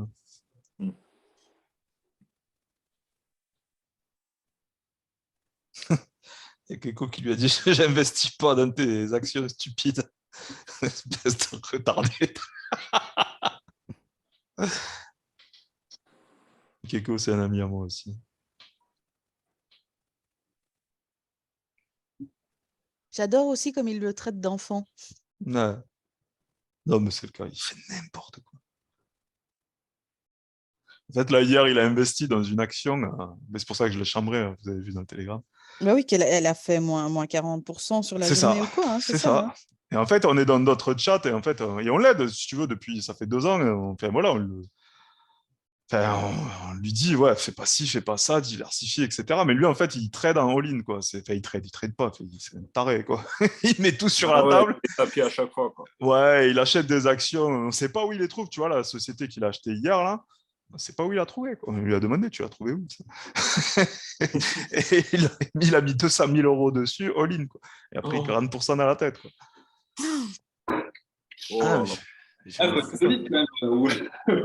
Ouais, il a les moyens, mais il fait n'importe quoi. Mais c'est malheureux d'avoir les moyens et de faire ça. Ouais, c'est ça. Mais c'est les joueurs, en fait. C'est pour ça qu'il nous fatigue et qu'on n'a pas envie de parler avec lui, en fait. Parce qu'il est tout le temps en train de nous demander nos avis. Après, il pleurniche, viens m'aider, gna. Et voilà, bon, on s'en fout après. C'est pas on s'en fout, il est gentil, mais voilà, à un moment donné, tu prends tes décisions, t'es un adulte. Hein. Oui, et puis si t'écoutes pas. Ouais. Ça, si tu demandes de l'aide et que tu n'écoutes pas, bon ben. En fait, il suit Cathy Wood. Je ne sais pas si vous la connaissez, Cathy Wood. Non. Cathy Wood, c'est comment ça s'appelle, la gestionnaire du fonds ARC. Enfin, elle a plusieurs fonds, c'est une gestionnaire. Et elle est, je vais pas la dénigrer non plus, mais elle investit un peu de manière un peu bizarre, quoi. Enfin, voilà, je sais pas, il faut voir un petit peu le personnage et du coup, elle recommande des actions à ses clients et voilà, ben lui, il la suit et je pense que c'est en la suivant qu'il a acheté cette action bizarre. Hein. Et voilà, enfin, voilà, quoi. Et à Cathy Wood, tu prends les valorisations de ces fonds d'investissement, ils ont pris une volée l'année dernière de 60 à 80%. Quoi. Voilà, quoi. Wow. Ouais. Et sachant qu'il y a des assureurs qui ont de l'argent sur ces fonds d'investissement, hein, juste pour info. Hein. Vérifiez sur vos portefeuilles assurance vie si vous avez ARC, A-R-K-K. Ouais.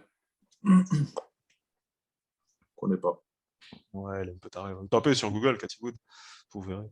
Wood, W-O-O-D. Et il la suit, en fait, et du coup, voilà, quoi. Et les actions qu'elle achète, il les achète en permanence, quoi. là, il nous a pas dit d'où venait cette action qu'il a achetée là, mais je pense que c'est elle. Parce que la recherche, il ne la fait pas vraiment. Et là, ce que vous faites, vous, là, par exemple, avec nous, là, sur le NFP, ça, il ne sait pas le faire. Quoi, parce que lui, faire sur une annonce économique pour réagir en face, il ne comprend pas. C'est pas qu'il ne comprend pas, il ne veut pas comprendre. Il ne veut pas chercher à apprendre, etc. Et en gros, ça fait 2 ans qu'on le voit se fracasser sur les marchés. Il a meilleur temps de se trouver un gestionnaire pour lui gérer son argent plutôt que de faire ses bêtises. Surtout pour perdre autant, quoi. Après, il y en a beaucoup qui font pareil sur les cryptos aussi. On l'a vu ces derniers mois, ça fait 2 ans, 3 ans, les gens sur les cryptos ils font pareil. Quand c'est monté, le Bitcoin, ouais, c'est bon, ça valait 1 million, mais les mecs, ils l'achetaient à 60 000. Quoi. Nous, on l'entendait. Tu l'as entendu plusieurs fois. Ah ouais, c'est le prix auquel j'ai pas voulu acheter, quoi. Non, mais c'est dingue avec les hors de question d'investir à ce moment-là. Tu te dis, c'est monté tellement haut. C'est là que tu augmentes le risque aussi. Non, mais le plus impressionnant, en fait, nous, ce qui nous a impressionné sur cette partie-là, c'est que c'est surtout des influenceurs amateurs qui ont attiré les gens là-dessus, quoi.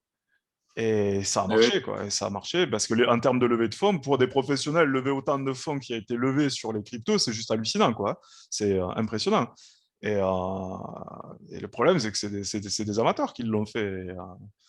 Et souvent, en plus, avec des conflits d'intérêts, quoi. Parce que, par exemple, sur les IPO, les ICO, ça s'appelle, sur les ICO, les ICO, sur les cryptos, les types, ils sont partie prenante. Et donc, comme les gens en face qui investissent, ils ne comprennent pas comment ça marche, du coup, quand ils investissent, après, les mecs, une fois qu'il y a suffisamment d'argent qui est rentré, ils encaissent. Ceux qui étaient là initialement, voilà, les autres sont détruits, quoi. Ouais, c'est ça. Puis généralement, les brokers, en tout cas les personnes qui payent justement ces influenceurs pour faire de la pub. Et après, ça se voit aussi un petit peu dans le trading où il y a des signaux Telegram ou des trucs comme ça, où en gros, c'est un dit trader qui va amener une communauté sur un broker en disant ma formation est gratuite. Par contre, vous déposez 500 balles sur ce broker-là, par exemple. Et si tu es un peu vicieux, tu vas les pousser à trader sur le gold parce que c'est là où le spread, par exemple, est le plus haut et que la redistribution, le broker se gave. En fait, c'est même pas des traders, en fait. C'est juste des mecs qui sont payés pour envoyer des 10 signaux, mais au final, qui n'ont pas vraiment de sens. Et derrière, ils sont rémunérés et reprennent une redistribution et à chaque nouveau abonné et aussi sur une partie des transactions qui sont effectuées, des opérations qui sont effectuées. C'est ça, exactement. D'ailleurs, sur la crypto, encore ça, c'est la partie, on va dire, la partie la moins malhonnête. Moi, la partie très malhonnête sur les cryptos, c'est les nouvelles introductions, quoi, les ICO, quoi. Et c'est souvent des arnaques, en fait. C'est que les types, ils vont mettre en avant un pseudo-projet derrière une pseudo-crypto, et ils vont attirer des investisseurs, et comme eux, ils sont les principaux détenteurs, quand tous les investisseurs ont mis leur argent, ils en sortent, quoi. Et c'est ce qui s'est passé ces dernières années. Là, FTX, vous l'avez suivi, l'histoire de FTX, c'était clairement ça, une pyramide de Ponzi, quoi. Ils ont attiré un monde de ouf, ils ont pris l'argent et merci, au revoir, quoi. C'est exactement ce qu'ils ont fait, quoi. Et ça, par exemple, nous, à titre professionnel, par exemple, si on émet un nouveau produit, tu vois, un nouveau fonds d'investissement ou un active managed certificat, un AMC, on appelle ça, ou autre type de produit, nous, c'est super contrôlé, quoi. C'est-à-dire que le moindre truc, le moindre document, etc., ça doit être dans la conformité, quoi. Autrement, on se fait pénaliser, quoi. Vous voyez ? Et en fait, les cryptos, c'est ce qu'on appelle un marché OTC, c'est over the counter. C'est pareil pour le FX, mais le FX, en fait, comme il y a beaucoup de professionnels dessus, c'est pas un marché qui se passe n'importe comment. C'est quand même bien organisé. C'est pas réglementé, mais c'est bien organisé parce que tout le monde a besoin de monnaie. Par contre, les crypto-monnaies, c'est complètement over the counter, OTC, et en gros, c'est celui qui émet son produit qui en contrôle la réalité derrière. Donc, quand il émet sa crypto-monnaie, peu importe laquelle, si demain il a envie de la désactiver, il la désactive, quoi. C'est aussi bête que ça. Je schématise, après, c'est un peu plus complexe, mais voilà, et souvent, ils vendent... la manière dont c'est fait, c'est absolument illégal pour un professionnel, vous voyez. C'est ça qui est marrant, quand même. Sur l'univers crypto, il s'est vu... il y a eu des choses qui ont été faites sur les cryptos qui sont totalement... Après, il y a des technologies qui sont intéressantes dans les cryptos, c'est la blockchain, forcément, c'est intéressant. Mais après, voilà, quoi. Faites attention avec les cryptos, quand même, faites très attention. Là, l'avantage sur le FX, qui est aussi un produit OTC, c'est pas toi qui va faire bouger le FX. Hein. Et même si une grosse baleine sort du FX, il y aura un mouvement, mais ça va pas détruire le FX, quoi, parce que là, c'est les économies des pays qu'il y a derrière. Vous voyez? Ben ouais. Ouais, c'est pas quelque chose qu'on peut bouger soi-même comme ça. Ouais, non. C'est compliqué. Non, tu as intérêt à avoir plusieurs centaines Jordan de Elon milliards. Musk, Bah, c'est genre Soros qui l'avait Elon fait. Musk, il va pas faire bouger le FX. Quoi. Ouais, Soros, il avait fait bouger la livre sterling parce qu'il avait passé une très grosse transaction à l'époque. Ah ouais. Mais voilà, après, ça a bougé et terminé. Quoi. Là, ça n'a pas envoyé à zéro la livre sterling, vous voyez. Ouais, c'est ça. Tandis qu'une crypto, si tu veux l'envoyer à zéro, c'est faisable. Ouais, ou la faire doubler, tripler, quadrupler. Exactement. Après, que tu puisses gagner de l'argent dessus en spéculant dessus, bien sûr, comme tout produit, puisque c'est un actif, si tu peux entrer et sortir, qu'il y a suffisamment de liquidité pour entrer et sortir, bien sûr. Mais le délire selon lequel ça serait la monnaie du futur, ça irait à 1 million, 1 milliard ou je ne sais plus combien, c'est ce que j'ai entendu comme bêtise. Là. D'ailleurs, Cathy Wood avait dit que le Bitcoin irait à 1 million. Wow. Enfin, voilà. Donc ça, c'est faites attention à ça. Mais bon après-midi, Alan, et merci à toi. Ciao, Alan. N'hésite pas à prendre tes gains. Ciao, ciao. Je viens de voir son message. Ça, je lui réponds. Ah, On a l'ouverture c'est du marché pas ouf. américain. Yes. Allez, les gros titres. Moins de 2% pour le Nasdaq. S&P, moins 1,10. Ça fait les gros titres. C'est rouge.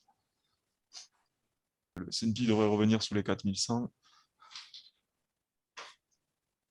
Après, ça peut générer un gros sell-off. Hein. C'est pas dit, mais c'est possible aussi, parce que là, on a un élément qui peut être le déclencheur. Quoi. Enfin, deux, parce qu'on a quand même les mauvais résultats pour les entreprises d'hier soir. Et plus un effet, un surchauffe. Quoi. Donc, on peut avoir... Ça peut déclencher un beau sell-off sur le marché action. J'ai sorti mon GBP CHF en positif. Super, félicitations. De pas grand-chose, mais il est sorti. Ouais, mais c'est bien de réduire ton exposure. Attends, je te le dis Bah en oui, anglais, mais tant ton qu'à faire, c'est ce que je exposition. me suis dit, quoi. Mhm. Bon, on a encore un live gagnant, c'est cool. Le Nasdaq qui pousse. Là. Ouais, mais attends, c'est l'ouverture. Hein. Il peut Ouais, monter et je sais, redescendre. je sais. Hein. Ouais. Pour ça, je me repositionne. Souvent ça, l'ouverture. Hein. Tu te repositionnes, ça veut dire que tu vas ouvrir une autre position sur le Nasdaq? Ouais, c'est ça. Mais tu avais pris tes bénéfices, en fait. Ouais. Voilà. Ah, ok. Il cumule On pas est les deux. d'accord. J'aime bien Lily. Hein. Ouais. C'est pour ça que je précise, il reprend pas un deuxième, il a réduit, allez, il a pris ses bénéfices et maintenant, du coup, il peut rentrer à nouveau, quoi. Mais c'est bien de ne pas être trop gourmand aussi, Lilian. Ouais, non, mais ça va. Ouais. C'est géré dans le money management. Apparemment, il y a Paul qui doit commenter mardi prochain, donc il faudra être hyper vigilant. Paul, c'est le patron de la Fed. Enfin, vous le savez. Amazon qui perd 7% à l'ouverture. Ouf. Oui, je voulais demander tout à l'heure, je reviens sur le chiffre du chômage là qui a du coup baissé si je comprends bien. Et pourquoi ça ne va pas à Powell ou je ne sais plus comment il s'appelle. Alors, ouais, Powell, c'est le patron de la Banque centrale américaine, celui qui décide de la politique monétaire. Et en fait, si tu veux, ça fait 2 ans qu'on a une inflation aux US, mais pas qu'aux US, tu l'as remarqué en France aussi, puis je pense que tu es en France. On a une inflation qui a accéléré, en fait, qui est montée fortement. En fait, c'est les prix à la consommation. Okay, et le patron de la Banque centrale américaine, comme pour la BCE, la Banque centrale européenne, etc., a comme principal levier de calmer la demande pour ralentir l'inflation. Parce que les prix montent parce qu'il y a beaucoup d'acheteurs. Tu vois ce que je veux dire? Et pour qu'il y ait moins d'acheteurs sur le marché, il faut que les gens ne soient pas au travail. Parce que quand tu es au travail, tu as un salaire. Et avec ton salaire, tu le dépenses et tu vas consommer. Forcément, en consommant, tu tires les prix à la hausse. D'accord? Parce que tu fais partie de la demande. Et donc, la Fed, ce qu'elle veut, c'est renvoyer les gens au chômage, enfin plus de gens au chômage, de sorte à ce qu'il y ait moins de demandes et entraîner une baisse de l'inflation. Ok. Voilà. Donc, techniquement, la Fed, ce qu'elle veut, elle veut un taux de chômage à 5%. Ok. Tu vois, à titre personnel, tu te dis c'est pas logique, mais pourquoi ils voudraient qu'il y ait plus de chômage, tu vois? Oui, Mais tout oui, à mais fait. c'est ça la particularité, c'est ça l'économie, c'est que malheureusement, les récessions et les hausses de chômage, etc., sont souvent déclenchées par les banques centrales. Voilà, c'est aussi con que ça, parce que leur principal levier, comme elles ne peuvent pas agir elles-mêmes directement sur le coût de la matière première, elles peuvent agir sur la demande. En réduisant l'accès au crédit, bah, les gens qui n'ont pas accès au crédit, ils consomment moins, tu vois. Les gens qui n'ont pas de salaire, bah, ils consomment moins. Tu vois. Donc, elles montent les taux pour rendre difficile l'accès au crédit. Et en même temps, en montant les taux, ben, le but, c'est qu'elles poussent les entreprises à licencier parce que du coup, elles ont des coûts de refinancement plus élevés. Tu vois. Oui, ok, très bien, je comprends mieux. J'avais pas toute cette vision-là. Ouais, tout est lié en économie, tu vois. Tu as le cercle vertueux, tape sur Internet, Google, un cercle vertueux de l'économie. En fait, tu vois comment fonctionne le cycle économique et tu comprends en fait qu'est-ce qui peut venir faire capoter ce cercle vertueux. Ok. Ok, merci beaucoup. Vous êtes sage. Concentré. Je vois ça. T'as vu Farouk à Dany, ce qui leur est arrivé? La perte, là? Ouais, en fait, c'est un article de l'Institut de recherche là, qui les a dégommés, mais ils se sont pris 100 milliards de pertes. Hein. Ils ont dit que qu'en gros, leur compta n'était pas bonne, etc., etc., mais ils les ont découpés. Hein. C'est un big player. Hein. Nice. Bon, on va voir après sur l'ouverture. S'il n'y a pas d'autres questions, on va arrêter. Hein. J'avoue que pour moi, c'est plutôt clair. Là, j'attends à ce que le Nasdaq vienne bien chuter. Ouais, il devra accélérer dans l'après-midi, je pense. Ça va dépendre aussi du PMI. Hein.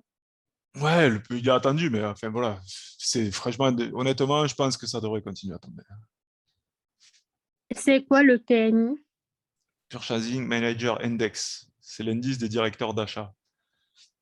Tu vois, par exemple, les grandes surfaces que tu as en France, ils ont des directeurs d'achat qui dirigent des équipes d'acheteurs et qui achètent les produits qu'ils vont revendre à leur clientèle. Et les directeurs d'achat, en fait, ils sont capables, quand ils sont sondés, de dire s'il y a une baisse ou une hausse de la demande de la clientèle, etc. etc. Et ça donne une bonne idée de comment ça s'appelle de la tendance économique sur la conso. D'accord, ok. Et pas que dans les commerces, c'est pareil partout, il y a des acheteurs dans tous les types d'entreprises. Chez Airbus, vous avez des acheteurs aussi qui achètent les pièces pour la fabrication des avions, etc. Autre question? Alors, de mon côté, c'est bon pour moi. On va suivre tout ça de près. Ok, c'est good.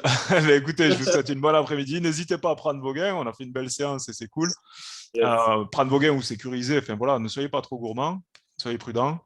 On est vendredi aussi. Et on se dit pour les lives, les prochains lives, je ne sais pas, on verra. Je vous dirai. Et bonne journée à vous tous. Bon Merci beaucoup. Allez, au revoir tout le monde.